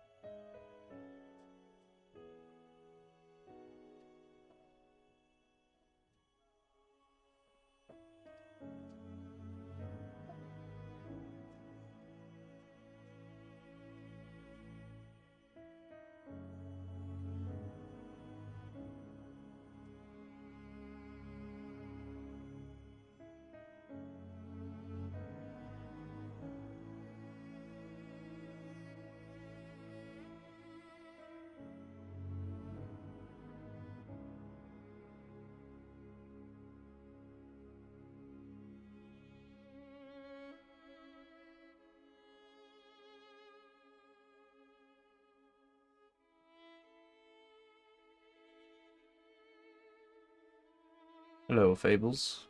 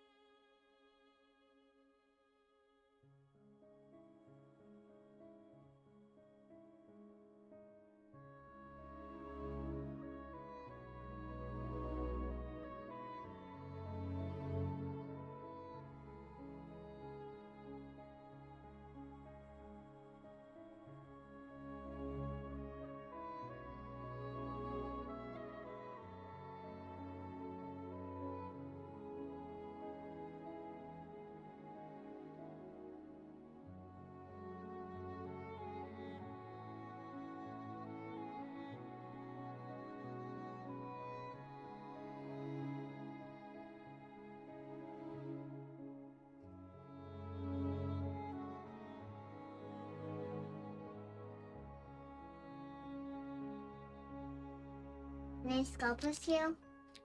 Can you sculpt it? Yeah, yeah, sure. Okay. Because I didn't sculpt with you yesterday. Yes, yeah, exactly. Well, when are you gonna squish all my clays? What? When are you gonna squish my clay? Your clay? Mm-hmm. I'm kind of waiting for you to squish your own clay. Until I be a grown-up? No, you don't need to be a grown-up for that. But my hands are just so small. Small hands are not that strong. Well, but how do you think you get stronger? Like, by using my muscles? Yeah, exactly. By Oh, trying. that's a beautiful heart. That's a beautiful heart. Mm-hmm. Yeah. Rainbow heart. That's a red heart. Well, that's a red heart, but that's a rainbow heart. Oh, Grandma's watching. She says, "Hi, Emma." Hi, Grandma. What? Ooh, what's this? Just a piece. You can use it though. Because you don't need it? Nah, I don't need it. I was building this boat here. Cool. Who's gonna ride it? Well, it's gonna get destroyed by this dragon. By that dragon? Mm-hmm. Why do dragons eat everything? Why do they eat everything? Mm-hmm. Because they're big and hungry. So, well, do dragons eat boats too and people? Then, well, they destroy the boats because of the people in the boats. Because of the people in the boats? Mm-hmm. We definitely can twist this and make it look like a nurdle. Kind of looks. You could probably make a unicorn horn if you keep twisting it, pinching it. And pinching it. Mm-hmm. Well, can you make a big... Well, can you definitely make a body for the unicorn? And then I make a head? You're gonna make the head? Mm-hmm. You show me how to make a body and a head for the unicorn. Oh, you want to make a unicorn now? Now that you Yeah. have a horn? Mm-hmm. See? Well, let's see here. You know, let's make this unicorn horn smaller so we don't have to make the head as big. Let it twist. So it comes to a point. There. That'll be our unicorn horn.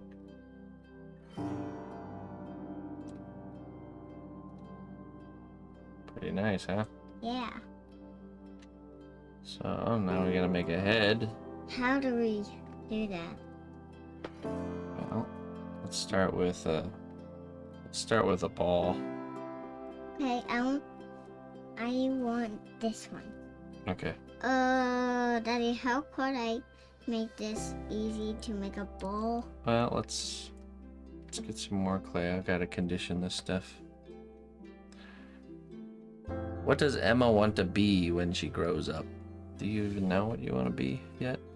What I want to be? Like, what do you want to do for your work when you grow up? I kind of want to make a shop. A shop? Yeah, and I want to be an artist just like you and Mom. Really? And sculpt and paint. Well, that's a great job. I love my job. Yeah. Yeah. And I want to make all different kind of dragons, mouses, and people. Yeah. And those things too. Yeah, I'll teach you how to do that. If that's what you want to do. I do want to do that every time. All right. Maybe you can be a streamer too. I do want to be a streamer too. Yeah. For my job. Yeah, you could take over Daddy's stream once he's all old and broken. Well, that is true because then you will be gone. Well, someday. Not for a long, long time, hopefully, right? Right. But you will be gone for a long time, right? Not for a long time. Not for a long time. Mm-hmm. Well, for a little bit days, you're almost dying, right? Are you? Not right now. Yeah. I'm here right now. Mhm. I'm alive and well and healthy. Yeah. Yeah.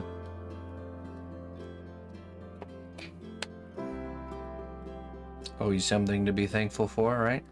Right. Listen closely, Daddy, you traveler, kinda to hurt my what hand. I say. Oh, sorry. Twitch Prime With does your not arm. even That was cost a dime. Wicked wow. Thank you so much for the Prime sub. I appreciate Is that. it Prime sub? Prime sub, yeah. Prime subs are different than normal subs. And wisdoms? Right, wisdoms are only on regular subs, not Prime subs. Or gifted subs if it's more than 5. If it's more than 5? Right. Thank you so much, Wicked. I appreciate it. I'm trying to make a ball. Okay. So now we make a ball. You can roll it in your hands or you can roll it on the table. On the table. And just try to feel it for when it's. So I'm trying to make it roll it like a ball. Oh. Oh, getting close. See, now you just roll it and get rid of those high spots. There you go. You make a bigger ball than mine. See, yours is looking good though. See? Yeah. Okay. Kind of looks like a boulder, huh? Mhm. Okay, so now. I mean, it kind of looks like a head. Now we gotta roll a cylinder. Cylinder? Yep, like this. So forward and backwards. So it makes it like a tube. Like a tube? Yep. And this tube will become the nose, so make it as big as the nose needs to be. That's good. Okay. Now let's put our tube next to it so we can see how big we need to cut it. So I want the nose to be like that long. It works here. And I can do how long I want mine? Yep. There you go. So now we take our I mean, a little more. The different nose. ball here, and we take our horse nose, and we're just gonna stick it on there. Like this? Yep.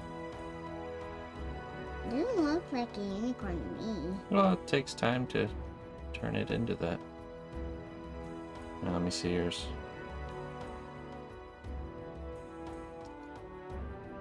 Make sure to not break my bowl, okay? Yeah, I'm not. See, it's starting to look like a horse, right? Right. Okay. Yours is bigger than mine, right? Yeah, right.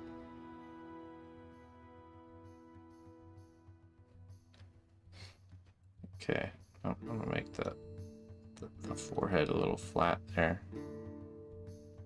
You can do the same here. Flat here. If I want. Right, okay, so now let's add our mouth.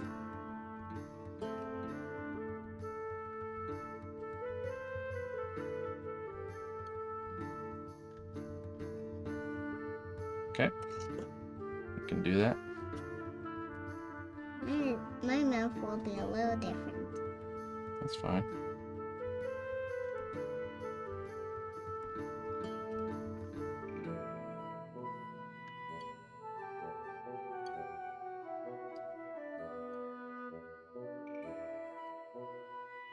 All right. And now The eye. let's just do this tool and we'll make some eye holes.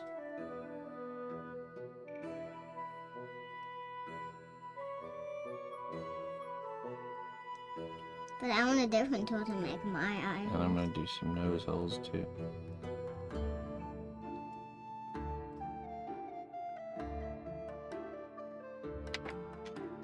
Alright.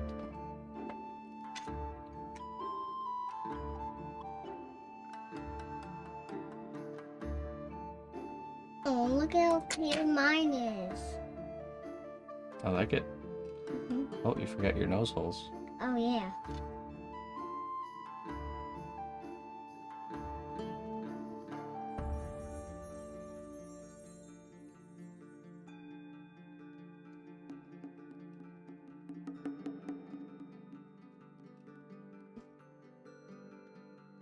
There you go. That's very cute.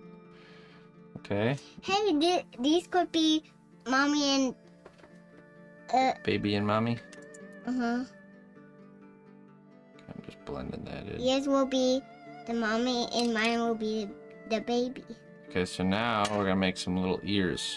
Okay. So take a little piece of clay, kind of roll it on one side so it becomes pointy. And you do that.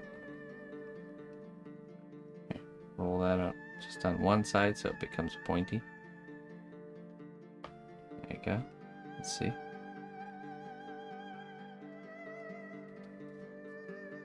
Yeah, let's try it. One side so it becomes pointy. Okay.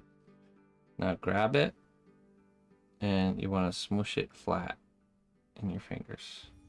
Flatten it. Okay, good. This will become our ear. So now we take it and we stick it on there. Okay, and stick it on there. Take it and stick it on.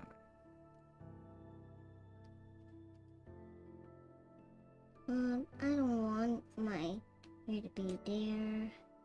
So else. Very good.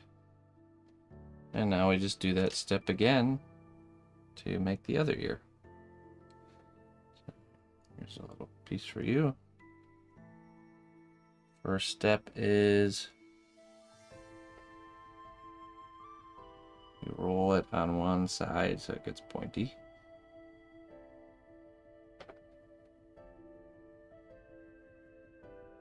So you're rolling it on both sides, but here I want you to roll. Just keep your finger on this one side over here, okay? And then roll it. Oh. Yeah, don't. There you go. But it's hard. There you Where's go. my fingers? I don't want my fingers to touch right there and hurt myself. There you go. Now we squish it flat.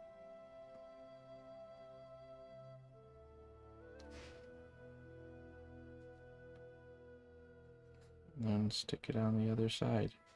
I want mine to be the same size. Oh, it is the same. Yeah, good job using your reference. You used the other ear as reference, right? Mm-hmm. Now the body. Well, now Oh, it's so it cute. is cute, yeah. I can put my unicorn horn on this one. You have to make a we'll have to make a smaller one for yours. Oh yeah, there you go. Good idea.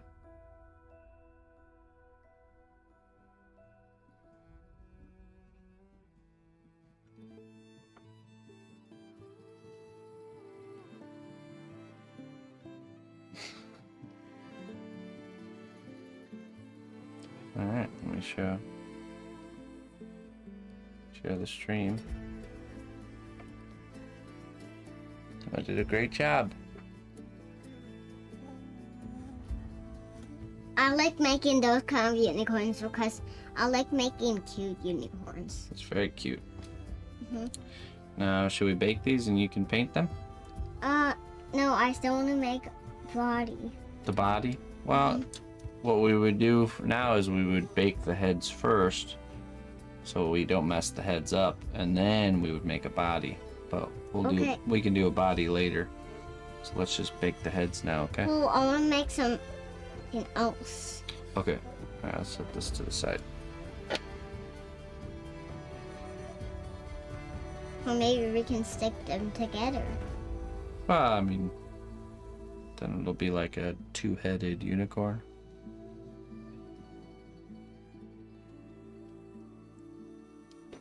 So what do you want to show me next how to make? What should we make next?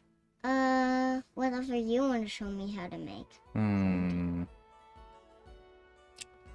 Let's think here. We've done mushrooms before.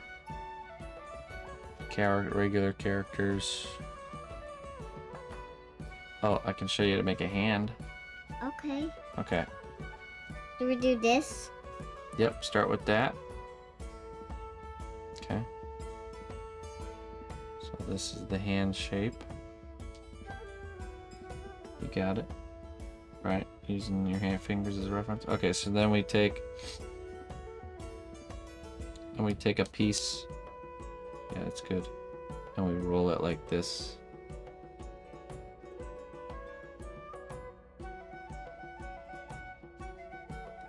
So it's thicker on one side and thinner on the other.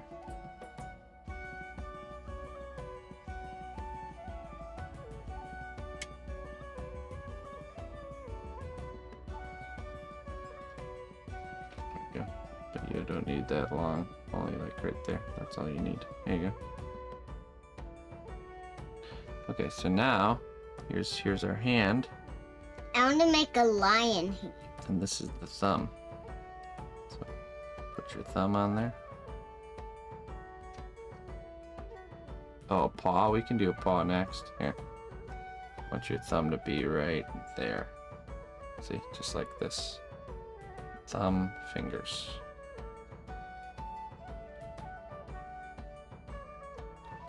Okay, now we get to cut the fingers.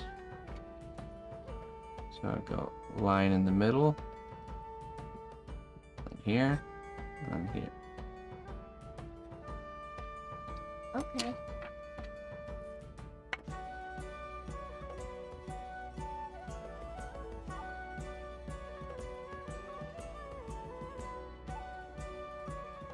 Very good.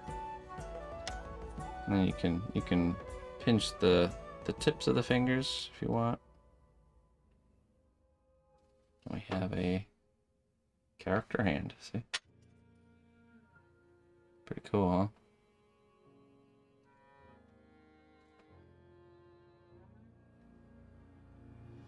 Maybe we can make a whole character.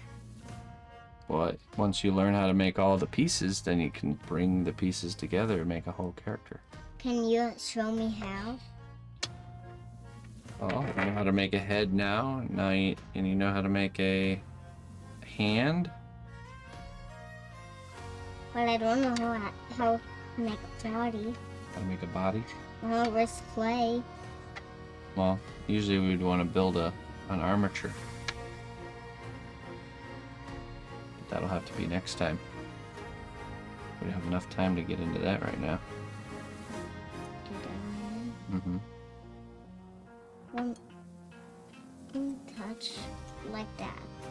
See? Where's the pinky? Right. So you said you wanted to do a paw. Alright, Corn. We'll catch you later, man. Well, actually, you know what? We'll just, that's good for now. Daddy's gotta get back to work, okay? Just two more things I want to sculpt, okay? Nope.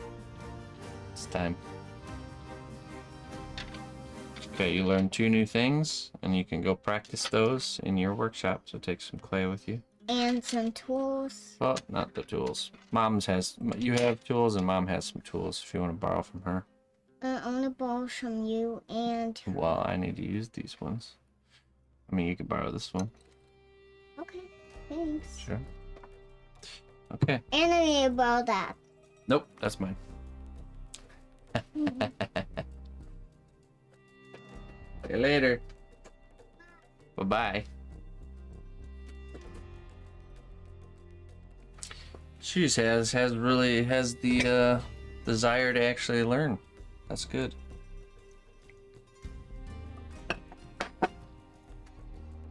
Usually she just wants to do her own thing. So it's good. And she did a really good job. Look at this. Check it out. She did here's my demonstration unicorn. And she followed along and did this. Not bad. For a 4-year-old. And then I did the hand demo. Made a basic hand. And she did this.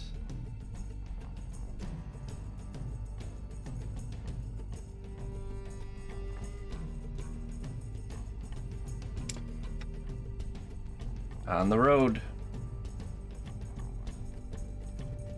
If she sticks with sculpture her whole life from the very beginning, oh my goodness. What is she gonna be like when she's in her 30s? I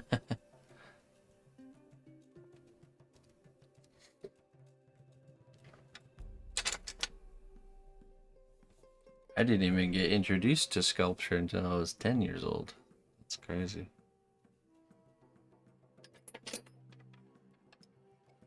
Okay, back to our boat here.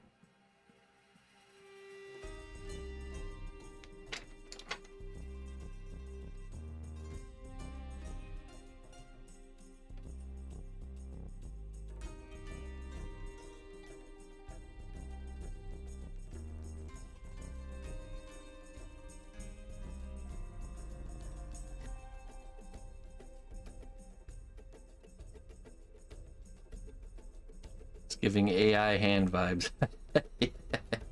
She added the extra finger in there. That's that creativity. Wanting to add her own touch.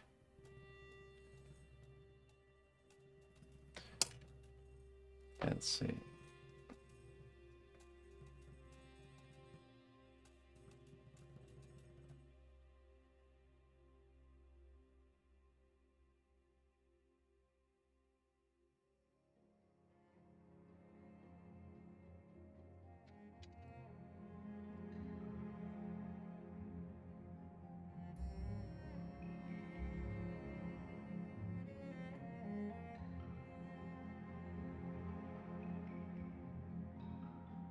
There you go. Ashis.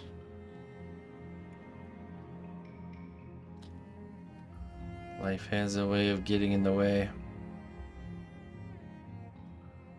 That's for sure. I mean, I didn't stick with it either. It kind of phased in and out of my life until, how old was I? Like 20, 21 years old. That's when I take the deep plunge and never came back from it.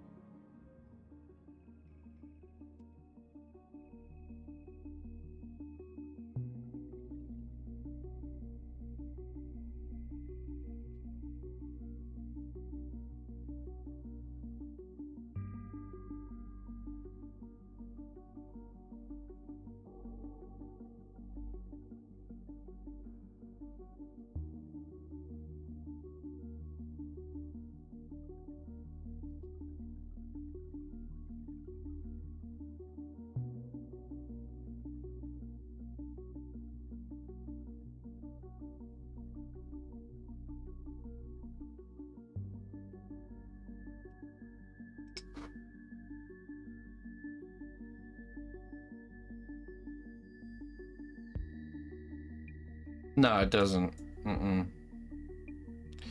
Well, you don't really gain the discipline to really grow your skills until later, I think.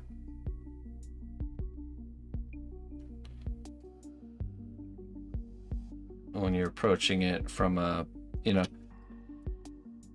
for a while it was, I would sculpt because I had class assignments and this and that, you know. It becomes a whole different game when you're just using your free time to pursue it, you know. Let me find it, my other knife.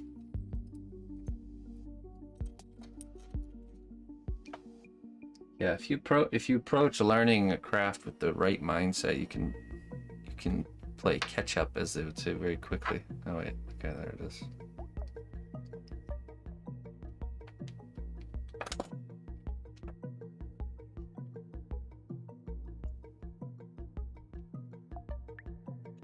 Because like I'll say, a lot of my learning was just through being self-taught, and that is the slow road for sure. When you learn from somebody, you're gonna learn much quicker, because you're not reinventing the wheel. You know, you're learning. There's just certain tips and tricks and just process of doing things that took me years to kind of figure out. And when I tell it to somebody, I just saved that person years. Years of trying to figure it out themselves, potentially.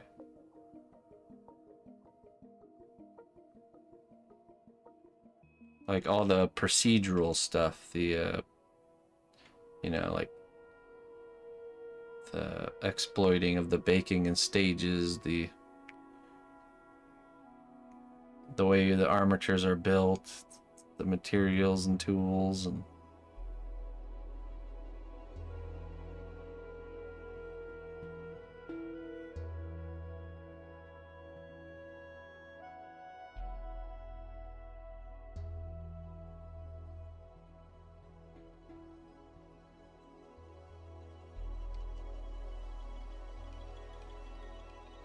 hello, Kathy.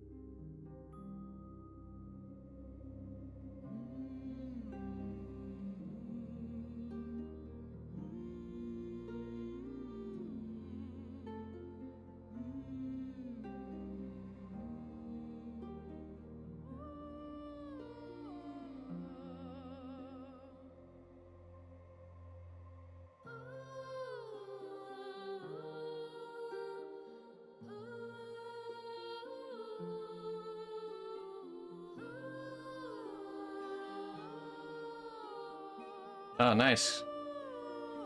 Gremlin cup.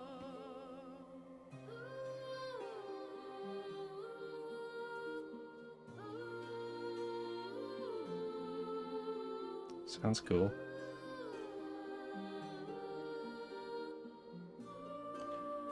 Are you gonna post it in the Discord once you get something to show?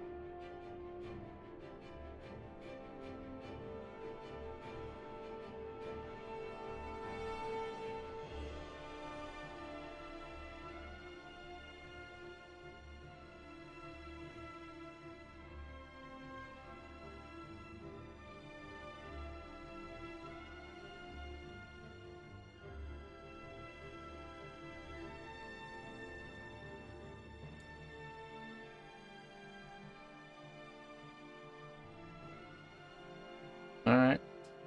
Cool. Okay, let's add our texture onto this.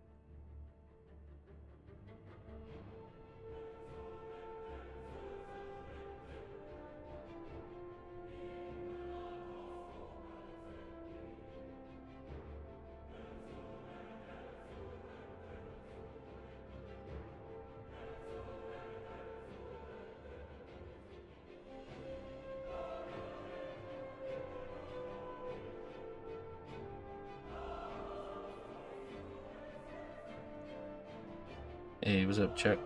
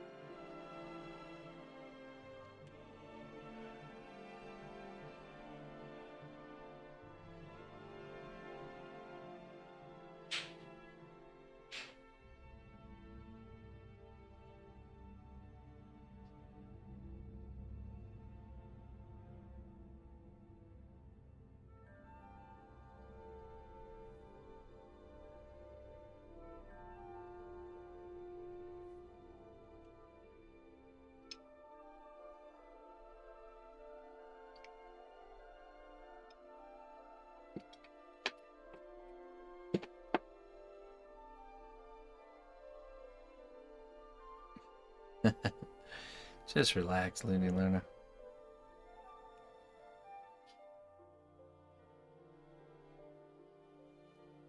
Everything is fine.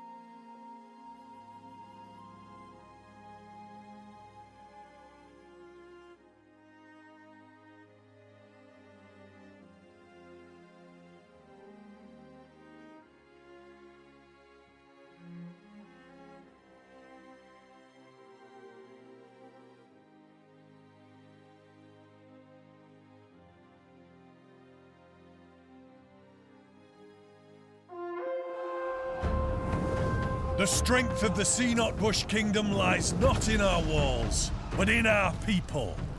March to war. Plague raid. Hey. Welcome, raiders. Diariku. Thank you for the raid. Come on in, everybody. We getting slapped? Who's slapping you? From hell. Back to the darkness from whence you came. Hey, welcome in, everybody. Thank you so much for that raid there, Dia. I hope your stream went well. If you're new here, my name is cnotbusch. I make one-of-a-kind custom sculptures here. So today we're working on this dragon scene. It's a wall-hanging piece. There'll be a dragon coming out of the wall, and it's going to be destroying this little boat here that we're making the boat whole first, and then we're going to destroy it. And then there's going to be a breath weapon, LED lit breath weapon coming out. So we were working on the wings too. This is what the wing looks like. Yet the other one is in the oven right now. So yeah, that's what we do here. I sculpt all kinds of different things. Here's a little guy. This is our little newbie mage who's gonna be fighting a dragon. Very afraid of the dragon he's fighting. I also got, let's see, this pirate, gambling pirate, old Captain Sabretooth. He's pretty far along.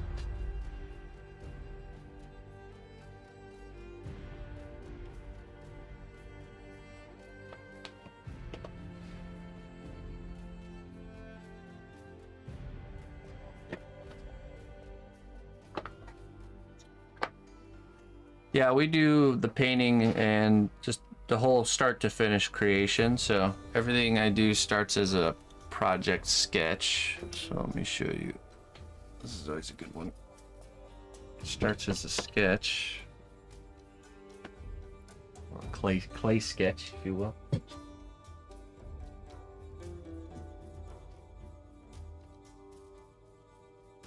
There's the mouse.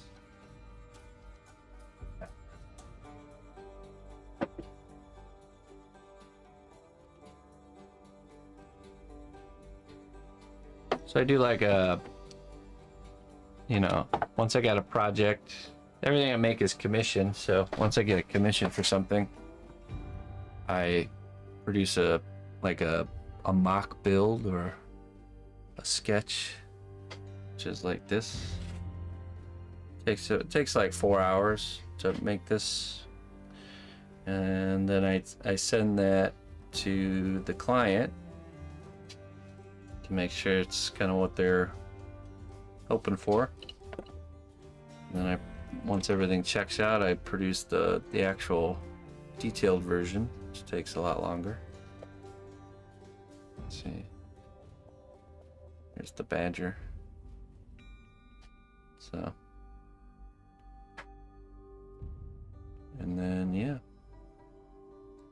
that's it. That's all I do. And then so after we get done with the sculpting, it goes into painting, and me and my wife both do the paint work. So she's been taking over a lot of paint jobs lately, so I can stay focused on the sculpting work. But there's going to be a lot of painting work coming up. Lots of projects in the works that are all kind of entering the painting stage. So. She does not, now the missus does not, she's not someone who likes to be in front of a camera. She likes to be behind a camera, but not in front of one. So, plus she's also balancing, she's juggling, she's not just sitting there painting for hours on end. Like, I can sit here and sculpt with you guys for hours on end, but she's balancing between painting stuff, sneaking in behind me to record snippets, which is, if you check Instagram or any of my social medias, you'll see these really nice reels. She's making those. She's running all of the social media. And at the same time she's doing all that work, she's managing Emma, our little 4-year-old daughter. So.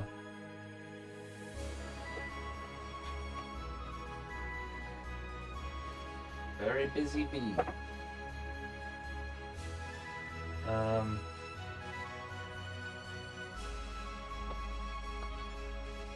Yeah, so that's what we do here. Feel free to ask any questions. On Sundays, I host a free class, which is what the Sculpting Class Fund bar there is for, where I teach.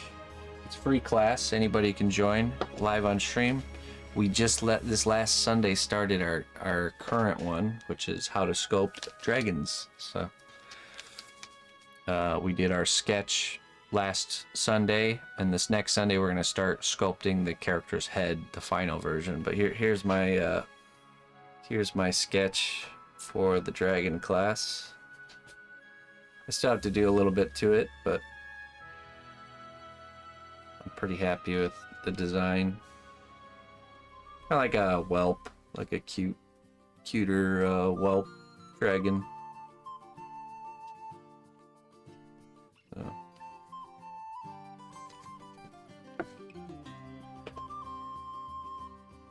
It's a class anybody can join of any skill level, and you should be able to produce.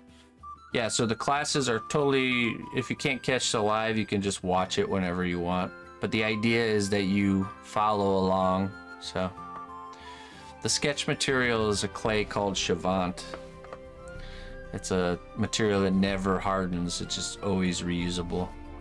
So we use that for sketching.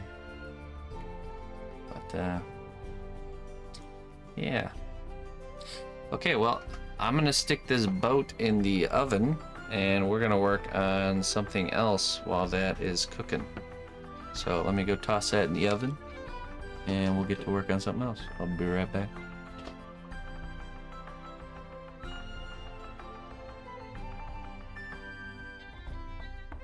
No, the sketch clay is different than cast clay. The sketch clay is a completely different material.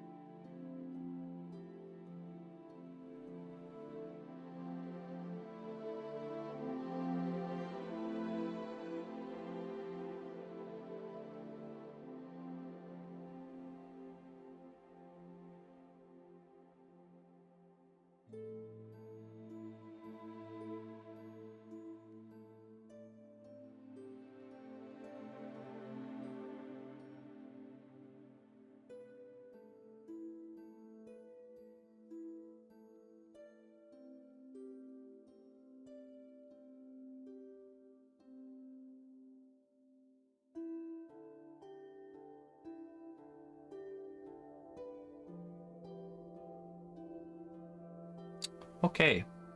So got the wing and the boat in the oven. We are gonna work on this pirate character while those things are baking. Let me pull out my reference. Hail, noble ally. Please accept these treasures as a gift for your unwavering service to the kingdom. Why, hello there, Polly Schlamazel with the 54 months of support. Thank you so much, my friend. Schlamazel. Schlemiel. Alright, give me 1 second here.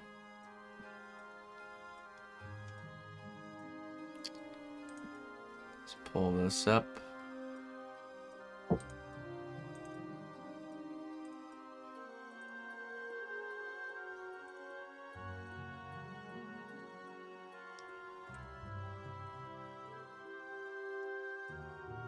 Okay.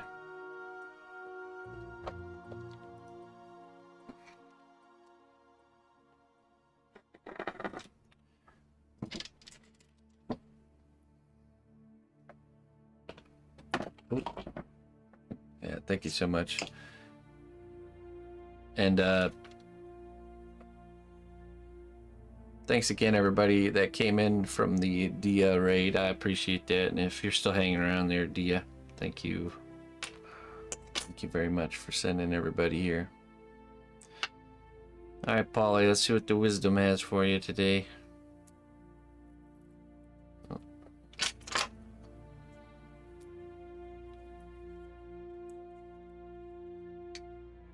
All right.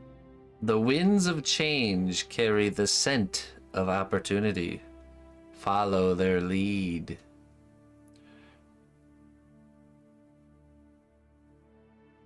There you go.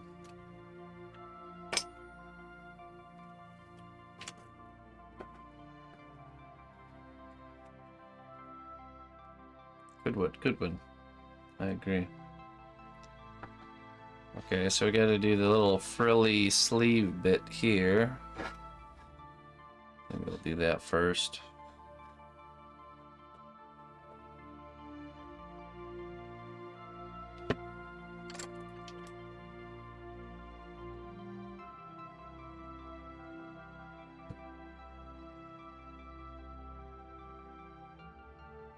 Putting down some clay glue. Let's stick on a kind of a foundation piece.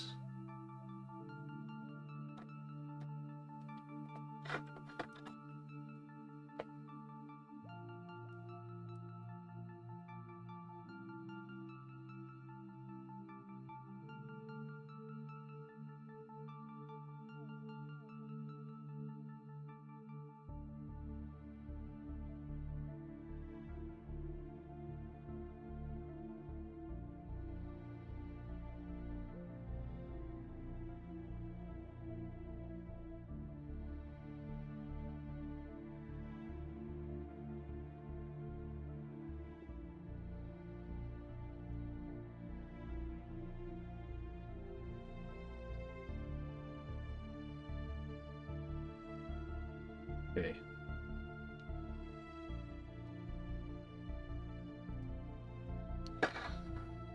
So we can also do, let's see, we could do the hair on him next too. Pretty much at this point the character is fully rendered. There's just some like trimming and, you know, like some fanciness around the collar I'd like to do. His hair is probably the biggest missing element.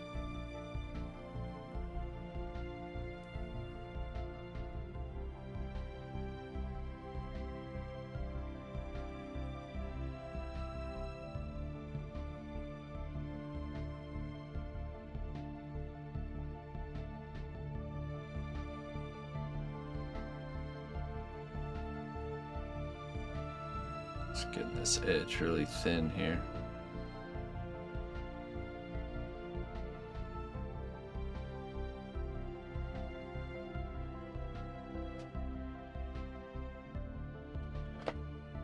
Okay. Let's give this a cut.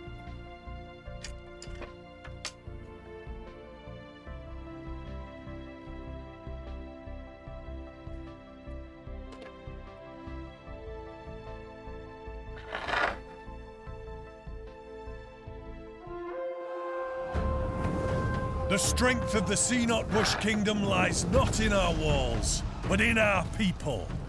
March to war. Mr. Justin Gerard, thank you so much for the raid, my friend. Thank you very kindly. I appreciate that. We're working on a pirate here. He will have Captain Hook curls, that's right. Hope your stream went really well, my friend.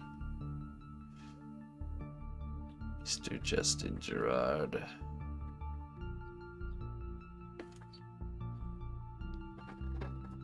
And check it. Take a look here. Mr. Morgoth is going very well.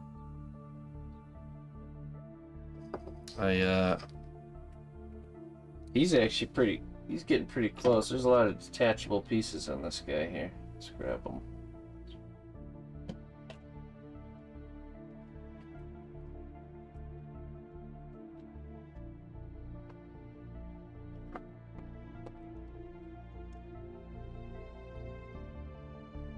He's got his toupee here.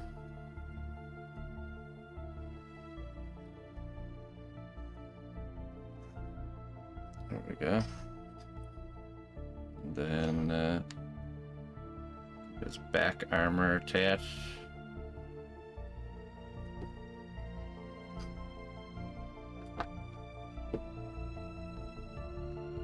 This one goes here. Right there. Oh. We made these all detachable, so when we do the wiring for the lights, it'll all just kind of come together.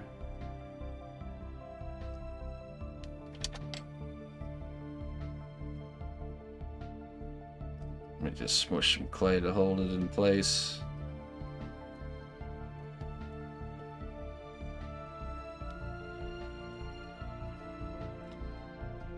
This pauldron goes here.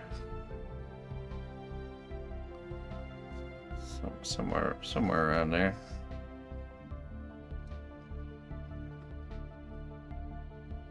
Or was it more up? I think it was lower. Kind of like this.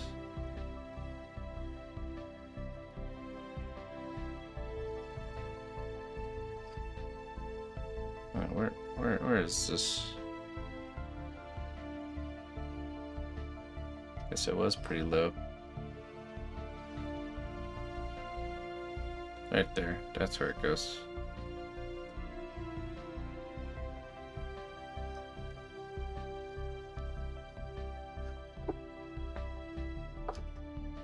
So we have to sculpt his hammer.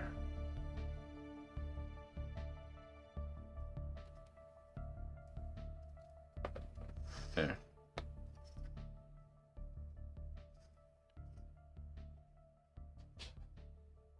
We also have to sculpt this in-between area here on the other side. Kind of the armpit, shoulder strap region.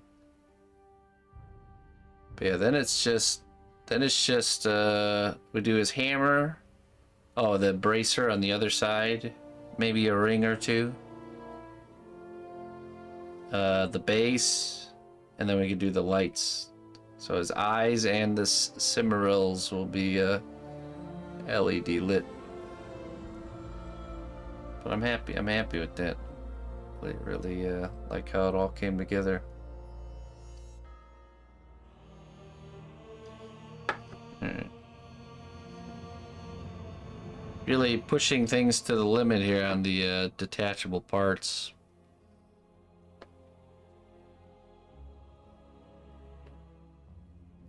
LED oil paintings.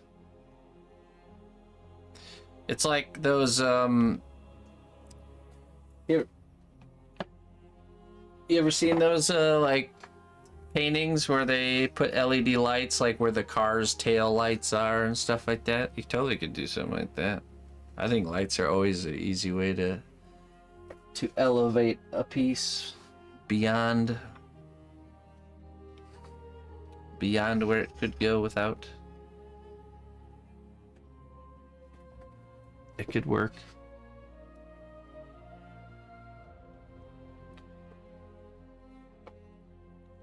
Okay. But I appreciate the raid, my friend. Thank you so much.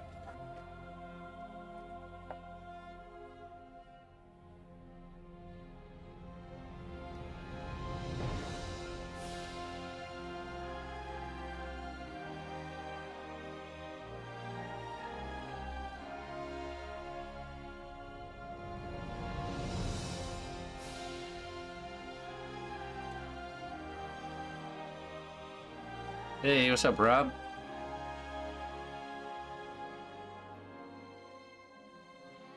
How you doing, sir?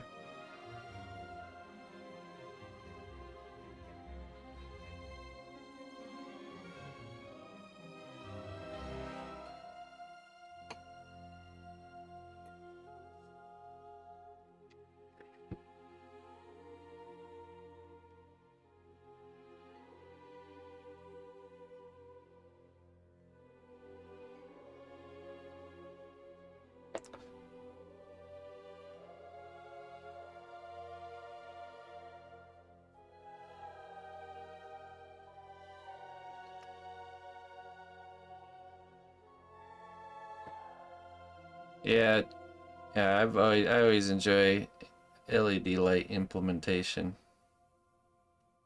It's just a whole nother medium to push the limits of lights.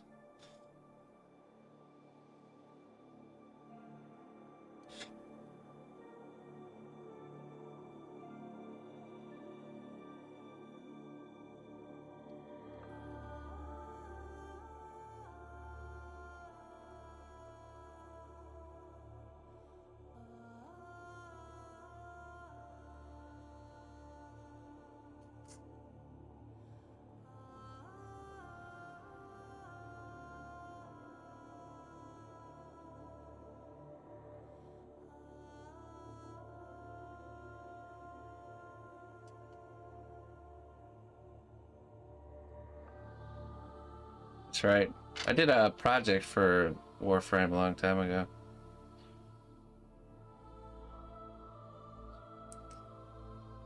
Good times.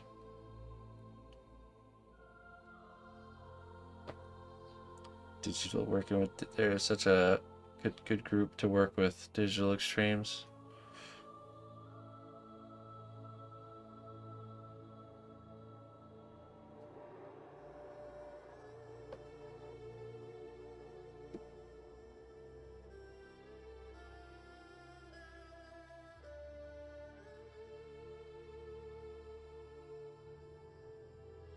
And now we add our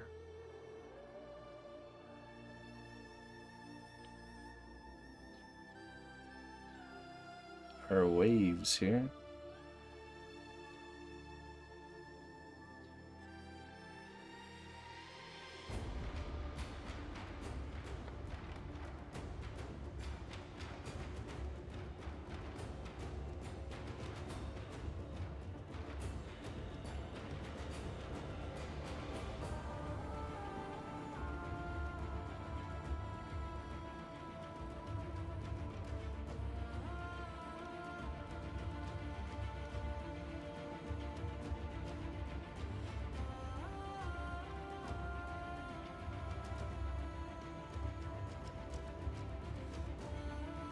Yeah, I mean it's a nice game model.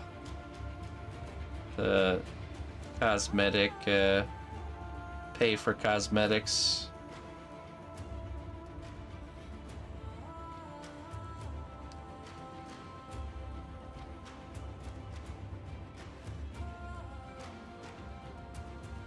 League of Legends was the big one to kind of make that a more mainstream way of doing things.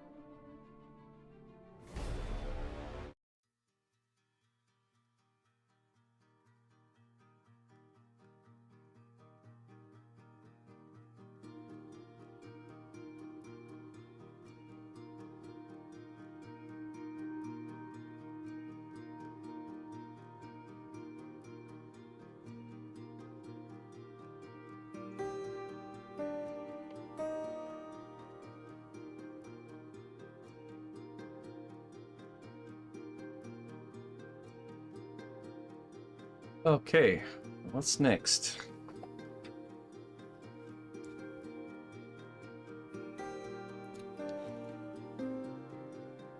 I wonder if we should do the hair next. I mean, that is the next big kind of piece. Alright. Let's pull up some pictures of Sarah to use as reference here for the hair.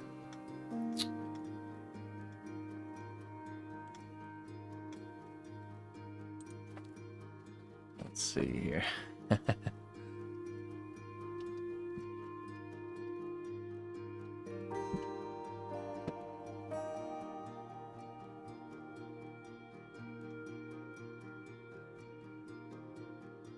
Ah, yes.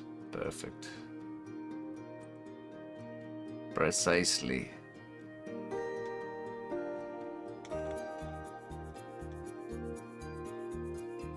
Alright, this should be fun.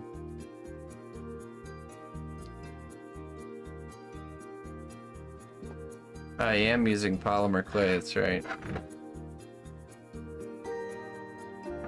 I need some more clay here. Let's condition this up. It's a special kind of polymer clay called cast clay.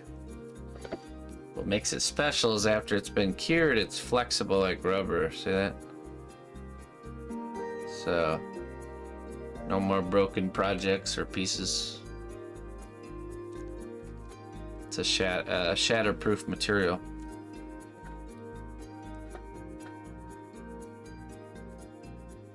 Yeah, so this whole thing is essentially a big piece of rubber. So when I ship it, which I believe this one's going international, the package can be mishandled as much as they'd like, and it's gonna arrive just fine. So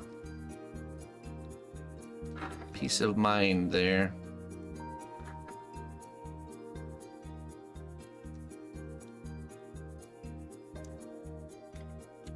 All right, before we commit to anything, let's kind of figure out what kind of flow we would like the hair to be going in.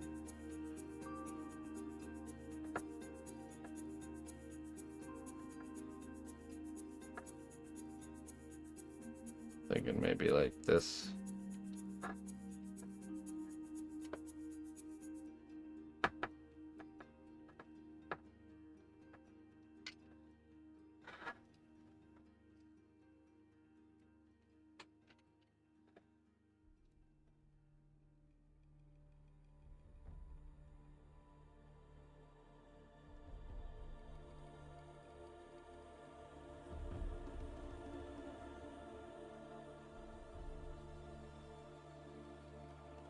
You do a lot of wood carving. You've been practicing not using your middle finger. Not using this finger?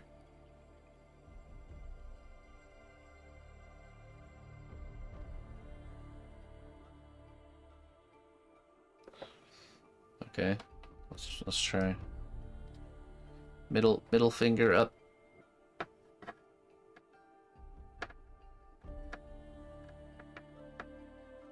So what, just mostly index finger and thumb, I guess, huh?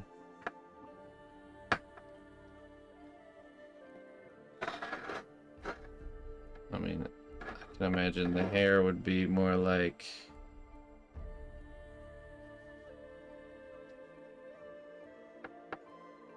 maybe going this way.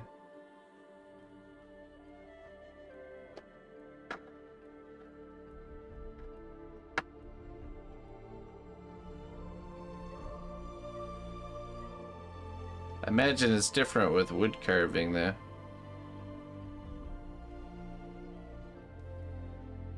It's gonna be different than clay sculpting.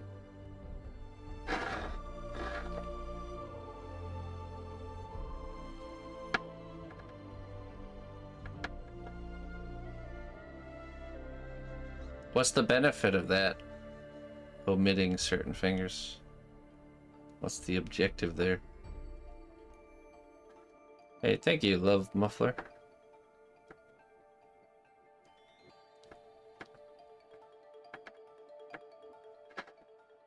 Kind of like this, maybe.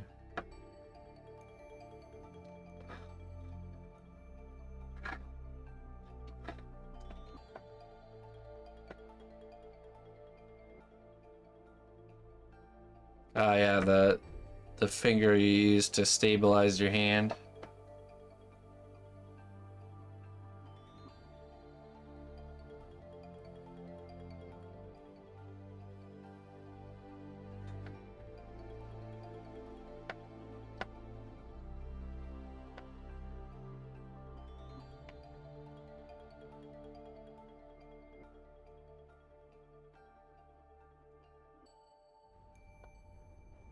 Yeah, I think that direction. I mean, unless we want the hair to just be hanging straight down.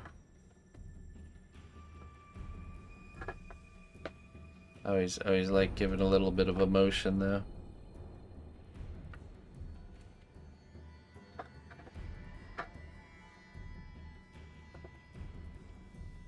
Thanks, James.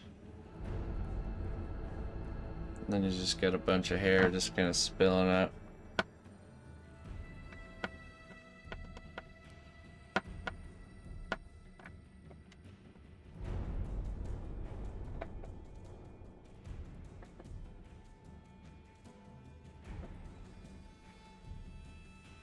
I made this all from scratch, that's right.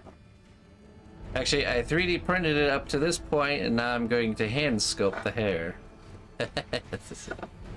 It's all smoke and mirrors, my friend.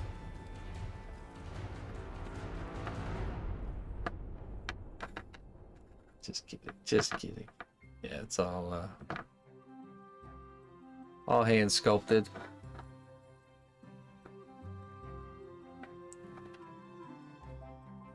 Bamboozled. All right, I think that's good. Let's do that. Okay, let's take this off now, and we need to add some clay glue here.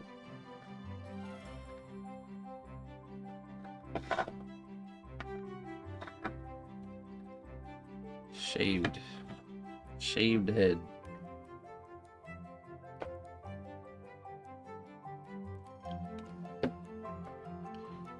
Add in our clay glue. This will make the clay fuse in there.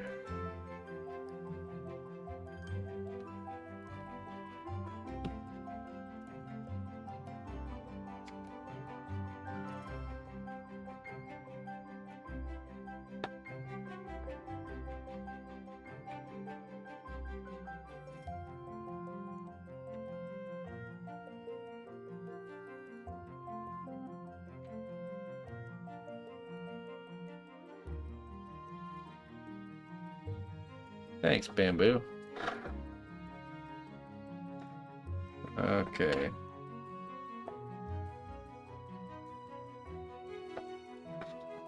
Just go ahead and stick this piece right back on there.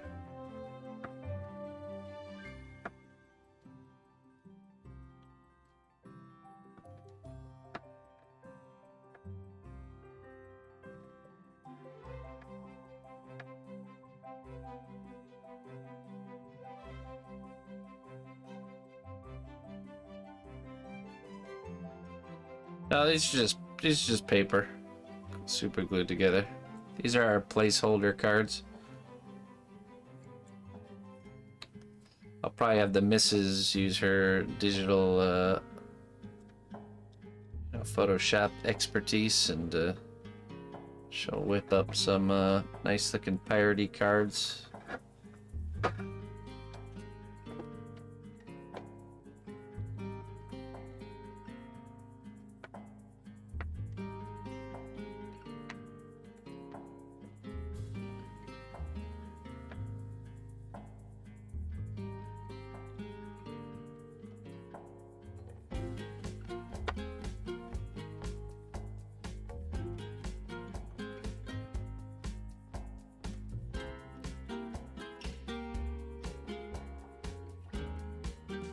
Okay, let's fill in back here. Let's figure out how the hair is kind of coming out the back there.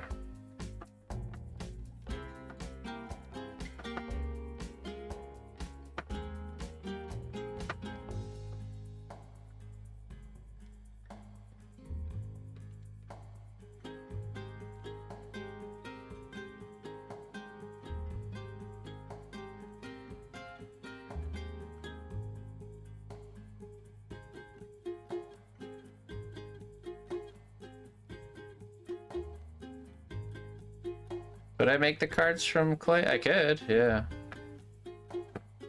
Technically. Just roll it out on the pasta machine and cut them out. No reason to, though. The thinner this clay is, the more flexible it is, so there wouldn't be a durability issue.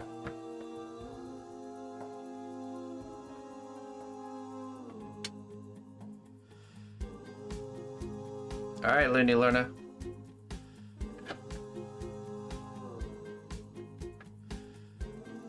Oops.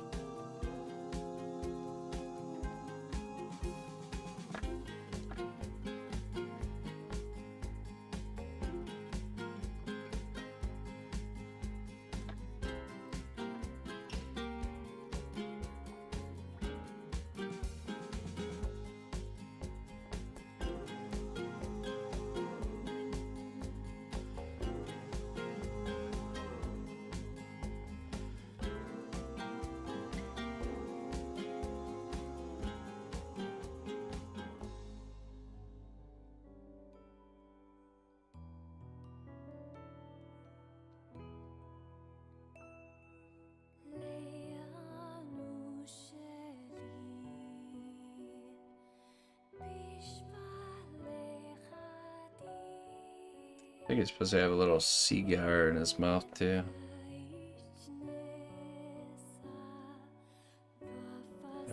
I did leave a space for that.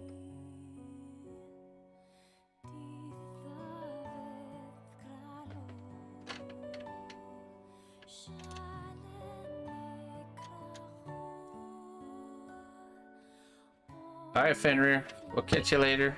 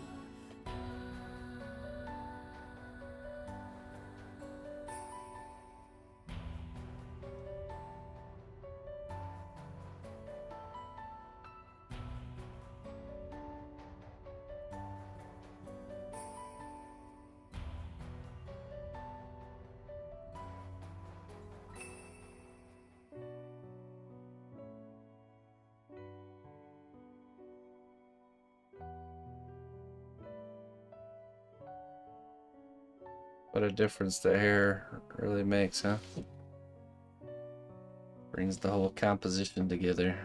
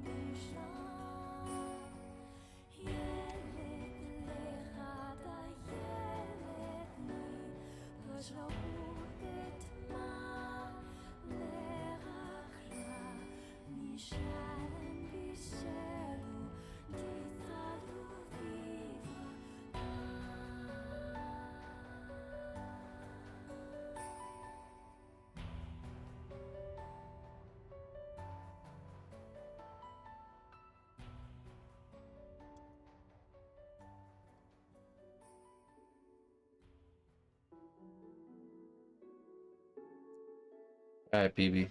Catch you later, man.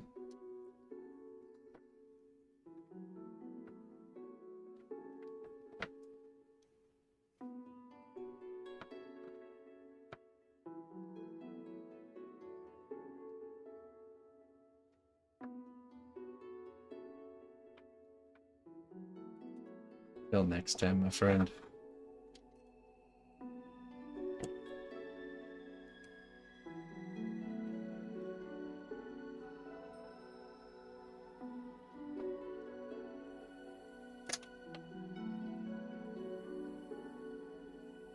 Of the hair. So.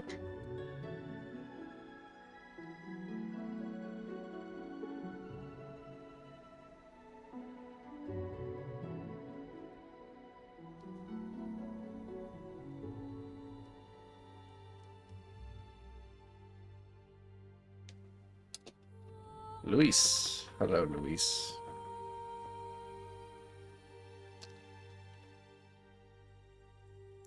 I'll be kind of coming out and over to the side here.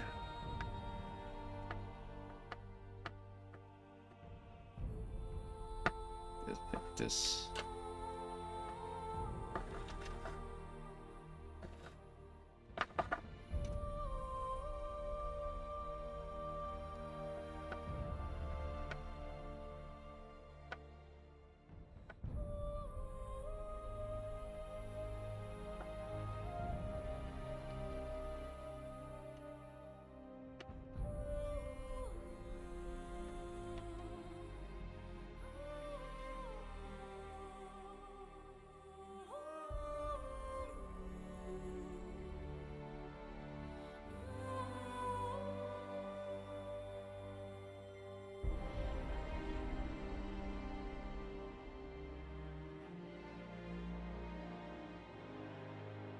Okay, we got our bigger shapes in place.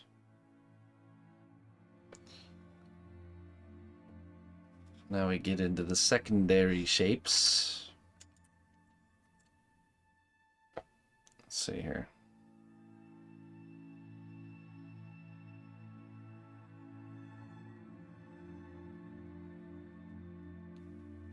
Something like this.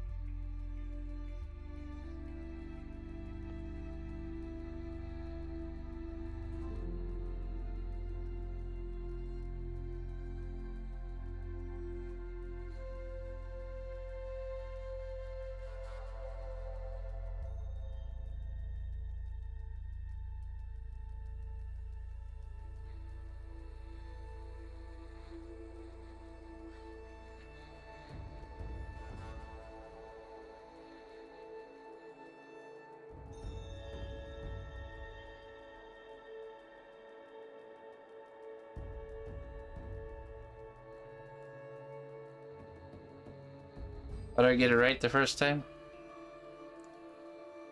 There's a margin. It's not, there's no 100% right. There's a margin for what is right. So you just need to get it within that margin.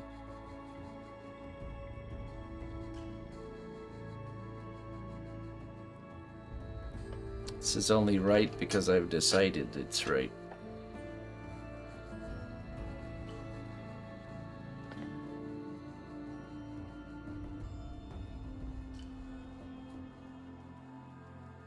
When you're just getting into the craft, you miss the margin quite a lot, and you have to do a lot more back and forth. But as you progress, your hand-eye coordination and tool handling skills grow to the point where you'll get it right most of the time. The power of being the creator is right. There is a margin. There's a, but it's not like a and with different things, the margin is different. So, for example, say I was going to sculpt a portrait of Nicolas Cage. Well, the margin of error is now very, very small, almost non-existent, because it's such a specific thing that there is no margin, right? It has to be that thing. But let's say I was making a random pirate character. Well, now the margin is way wider because it doesn't have to look like a specific pirate, it just has to look like a pirate, right? So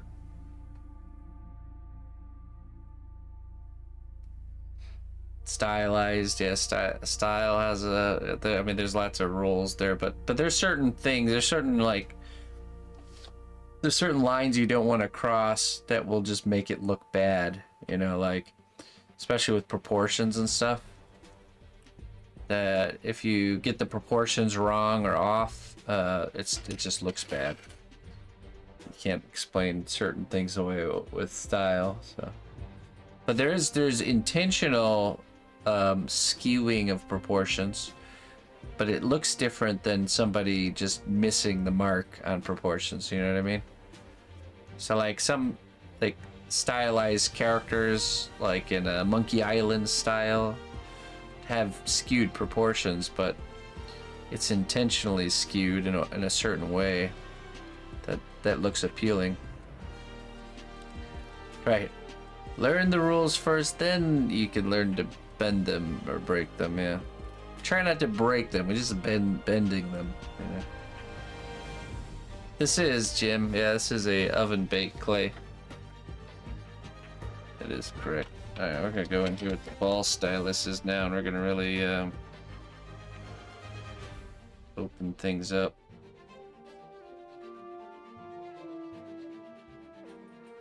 Get the nice tight curls.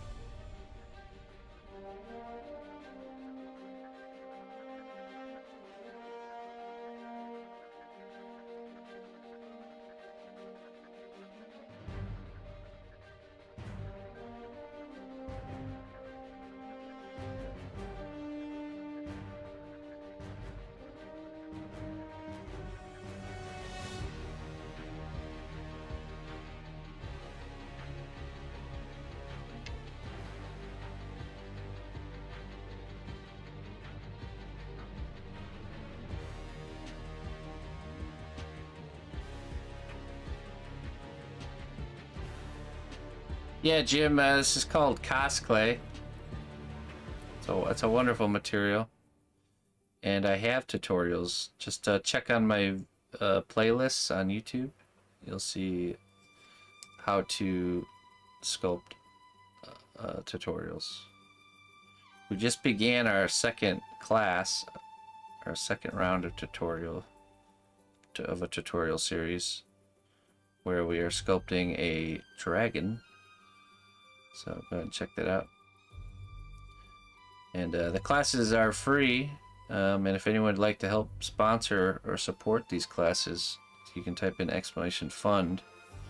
This is totally funded by you guys, the people. So if you want to help support what I'm doing here and continue to make these classes for free for everybody, feel free to chip in if you'd like. Alright, it happens every Sunday, live here on all the streaming platforms, and the videos are saved indefinitely. So the mission here is that we'll eventually have a whole library of free tutorial content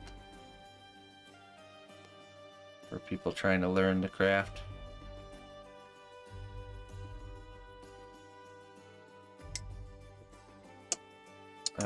I'll show you the where we're at so far on the dragon. Our current tutorial series is how to sculpt a dragon, and this is the sketch for that, which we did in the last class. I showed how to sketch it. I just been doing a little bit of refining before the next class, and this just gives us an idea of what we're going for. And yeah, I'm excited. I think I have to do one more little session on this to get the wings on there, and then my sketch will be done.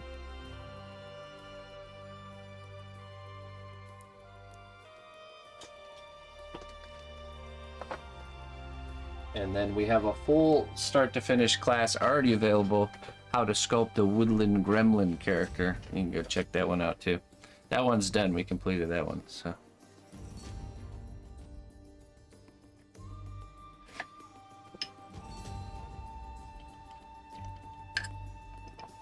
And if you join us, make sure you join the Discord. Even if you're starting watching the videos right now for the last class, you can still submit your progress every week and get live feedback from me. That's part of this free class, is that you can follow along and submit images for feedback every Sunday as well. So.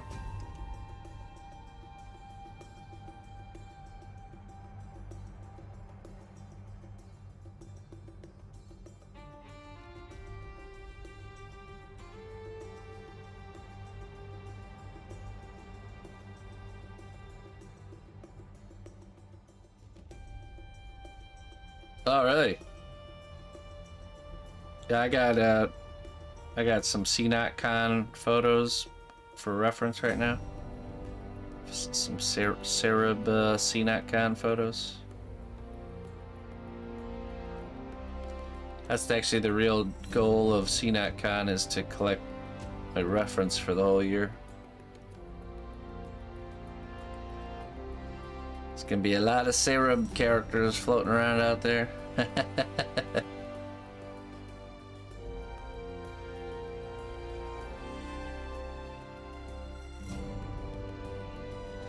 Oh yeah?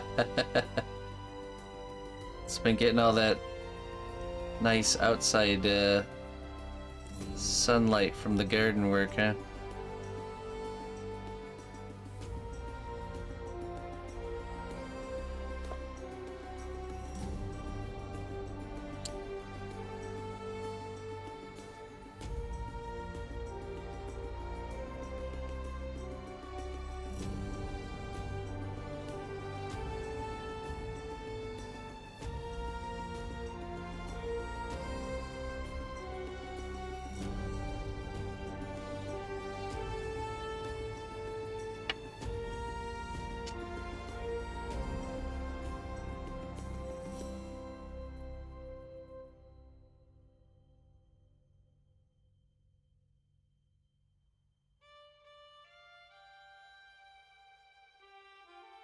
With hair, this thing I've learned with hair is we're just trying to create empty space. I'm not trying to create the hair, I'm trying to create the space between the hair.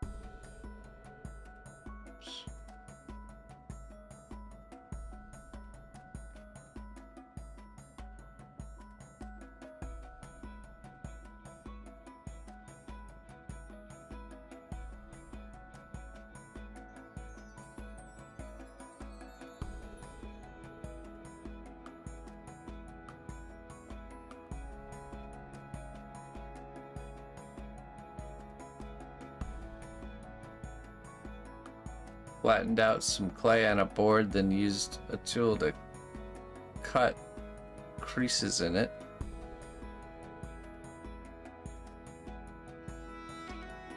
Oh yes, yep. Kind of similar how I do like fur, little tufts of fur. This probably was an animare. It might have been animare.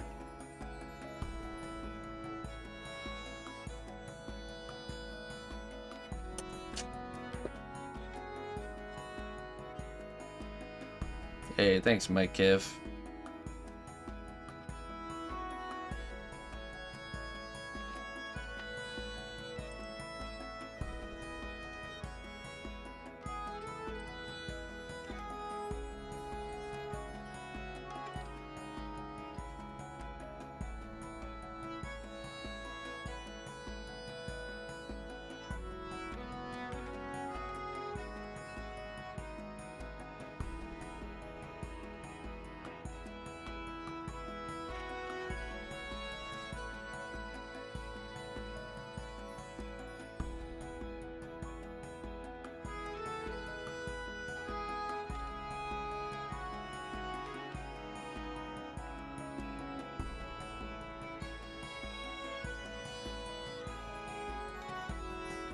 The sinister dev. Thank you, my friend.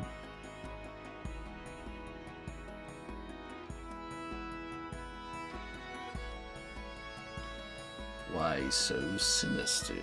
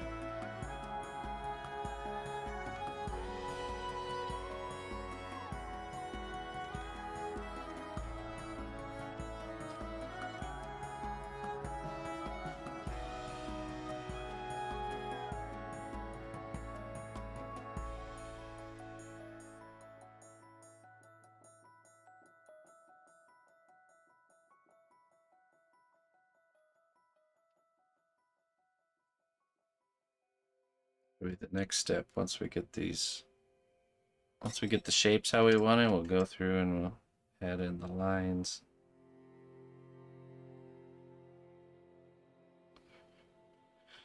And then once we do the lines, we add stray hairs, the ones that are kind of separated from the clump.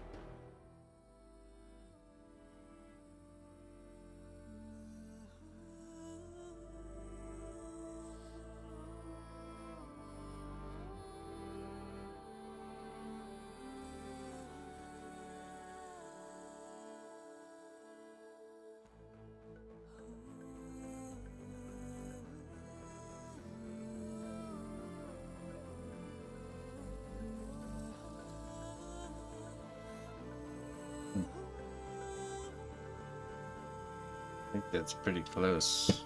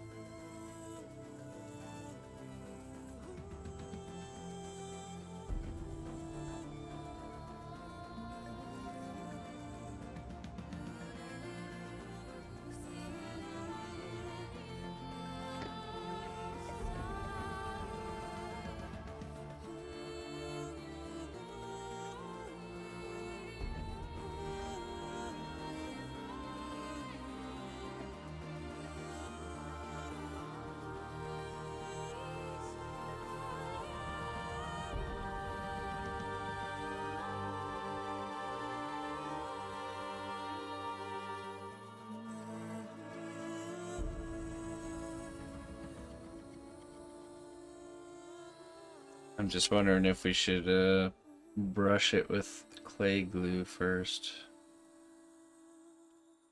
Can be difficult though.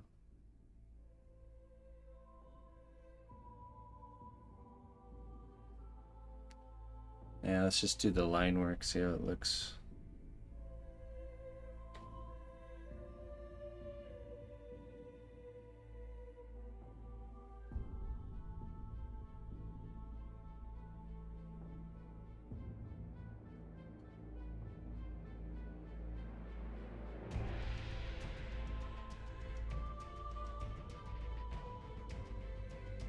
This is clay. That's right. Good morning. We've been waiting for you to wake up.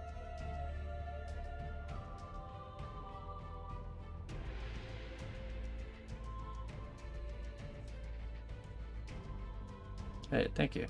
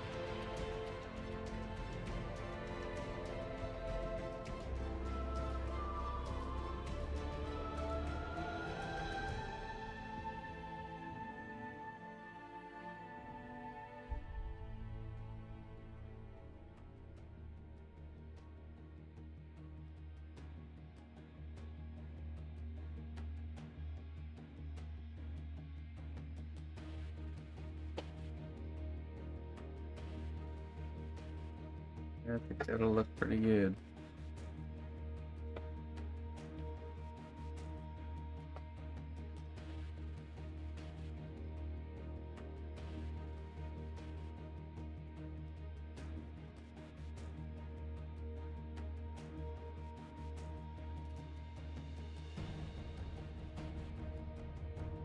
You ever struggle with perfectionism and it keeping you from carrying out projects? I know most artists do. I was wondering how you cope with that while making such high quality work and carrying on with projects. I don't strive for perfectionism. I'm not trying to be perfect. The only thing I'm trying to do is be one step further, just one step further than I was last time.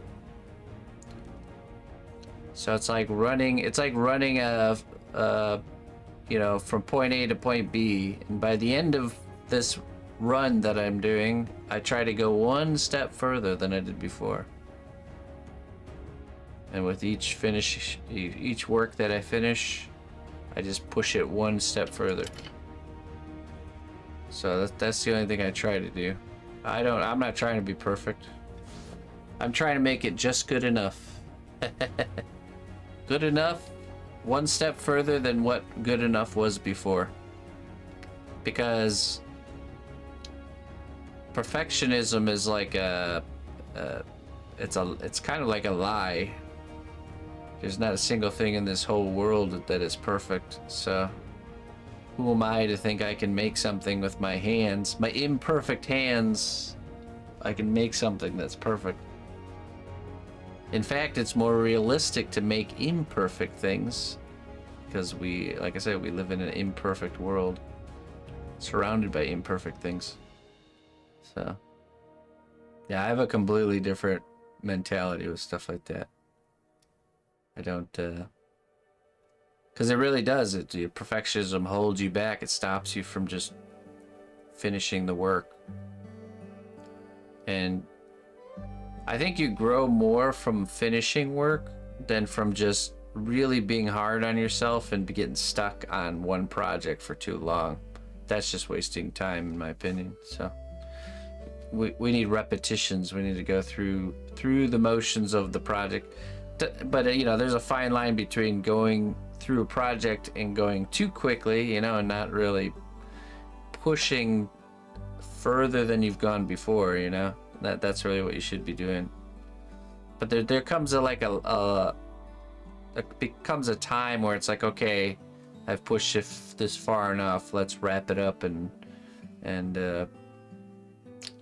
start the next thing, you know. So because it's almost like once you start the next thing, you apply everything you've learned on the one before.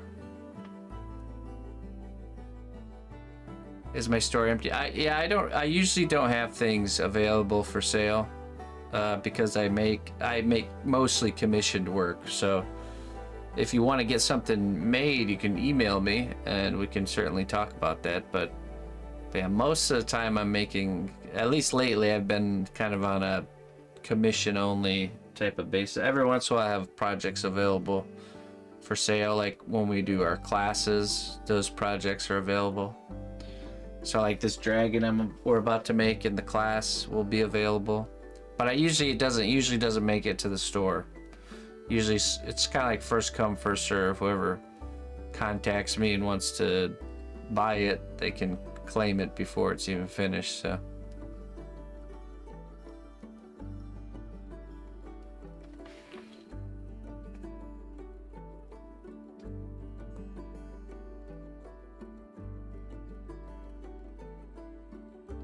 yeah, that's right.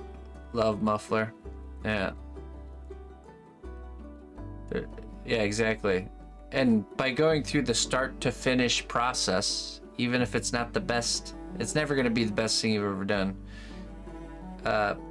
You're learning what works and what doesn't work, and you're learning more of the whole process, you know, and growing from that. So yeah.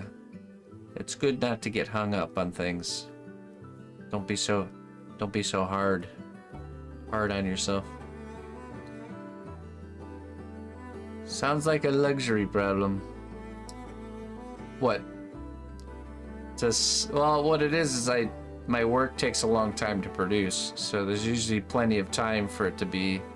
It is a great problem for sure, but yeah, it's just the work itself takes forever to make, so that's why there's never any surplus for it, or surplus of it.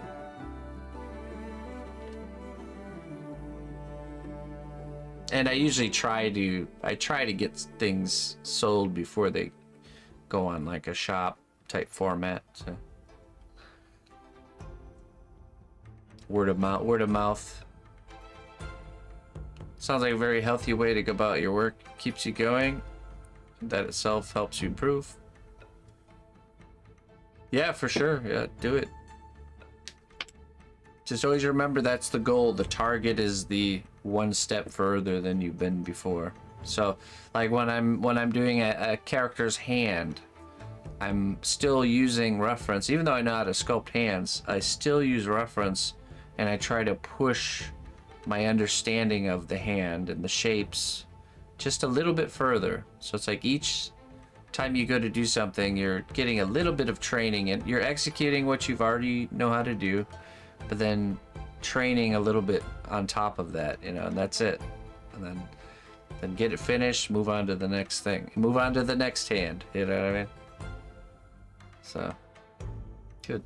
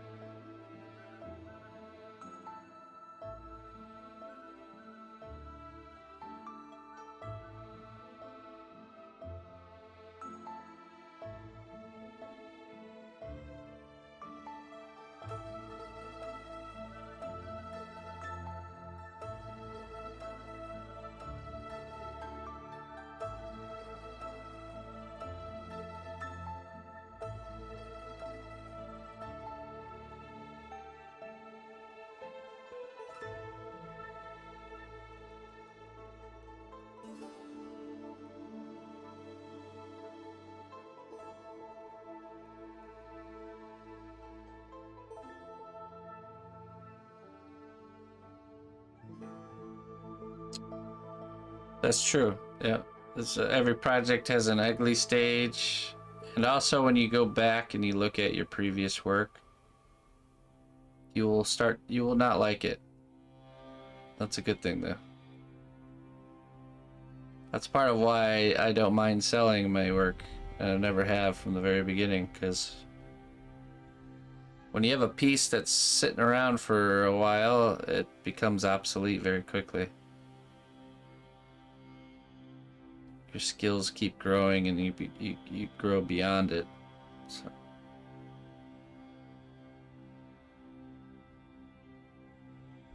But it's always good to look back and say, wow, you know.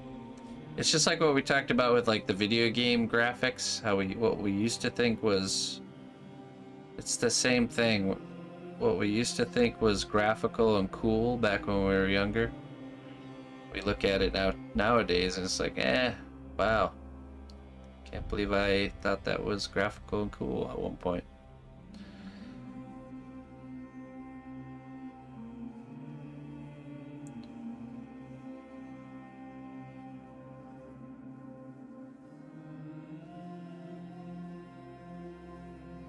This is another reason to be very careful not to let projects get sidelined for too long, especially if you start working on other things. If you have a project that you've sidelined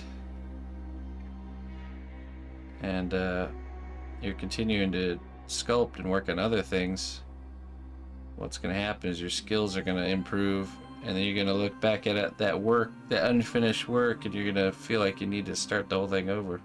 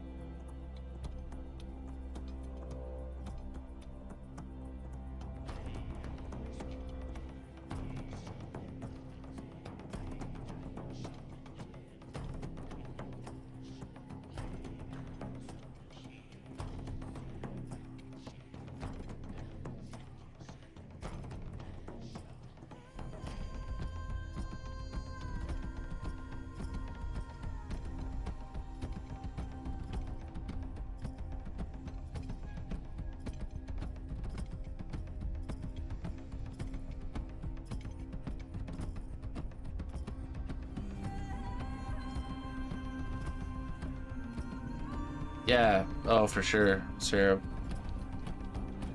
You're like going miles after each project you finish. It's like miles of growth, and it takes a long time for that to slow down.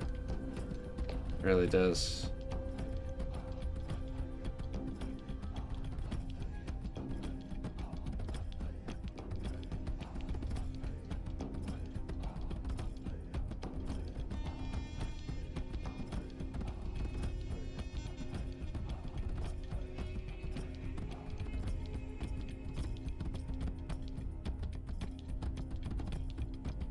I'm not even sure if it really does. I think I just gotten jaded to the point where I don't see my own... I know I'm growing, but it feels like it's slowed down. But it also, I don't know. It probably hasn't even slowed down. You just get used to it.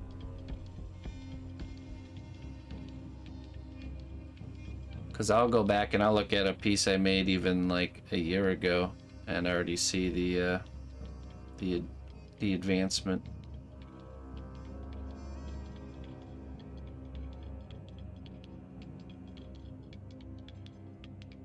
The new levels to be pushed.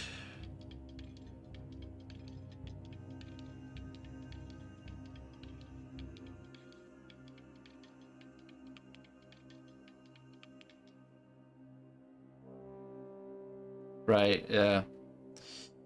Yeah, totally.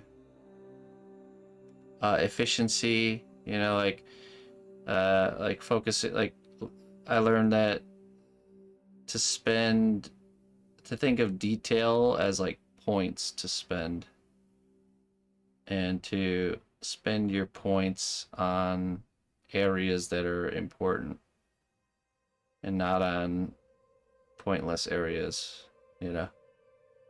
Like, oh man, I'm gonna make a really cool detail back here, you know? Or a really cool little charm hanging from under his leg right here. That's just a waste of time, you know? These areas should be addressed, you know, detailed, but not like really crazily detailed, just so there's something there. And then instead, put the element here, you know? Focus on these areas of interest on the project. So, you know, like, but then like leaving, for example, like this coat here. It doesn't need to be all kinds of crazy details going on right there. And it breaks it up, you know, so you have like areas where your eyes will rest, you know. Hail, noble ally. Please accept these treasures as a gift for your unwavering service to the kingdom.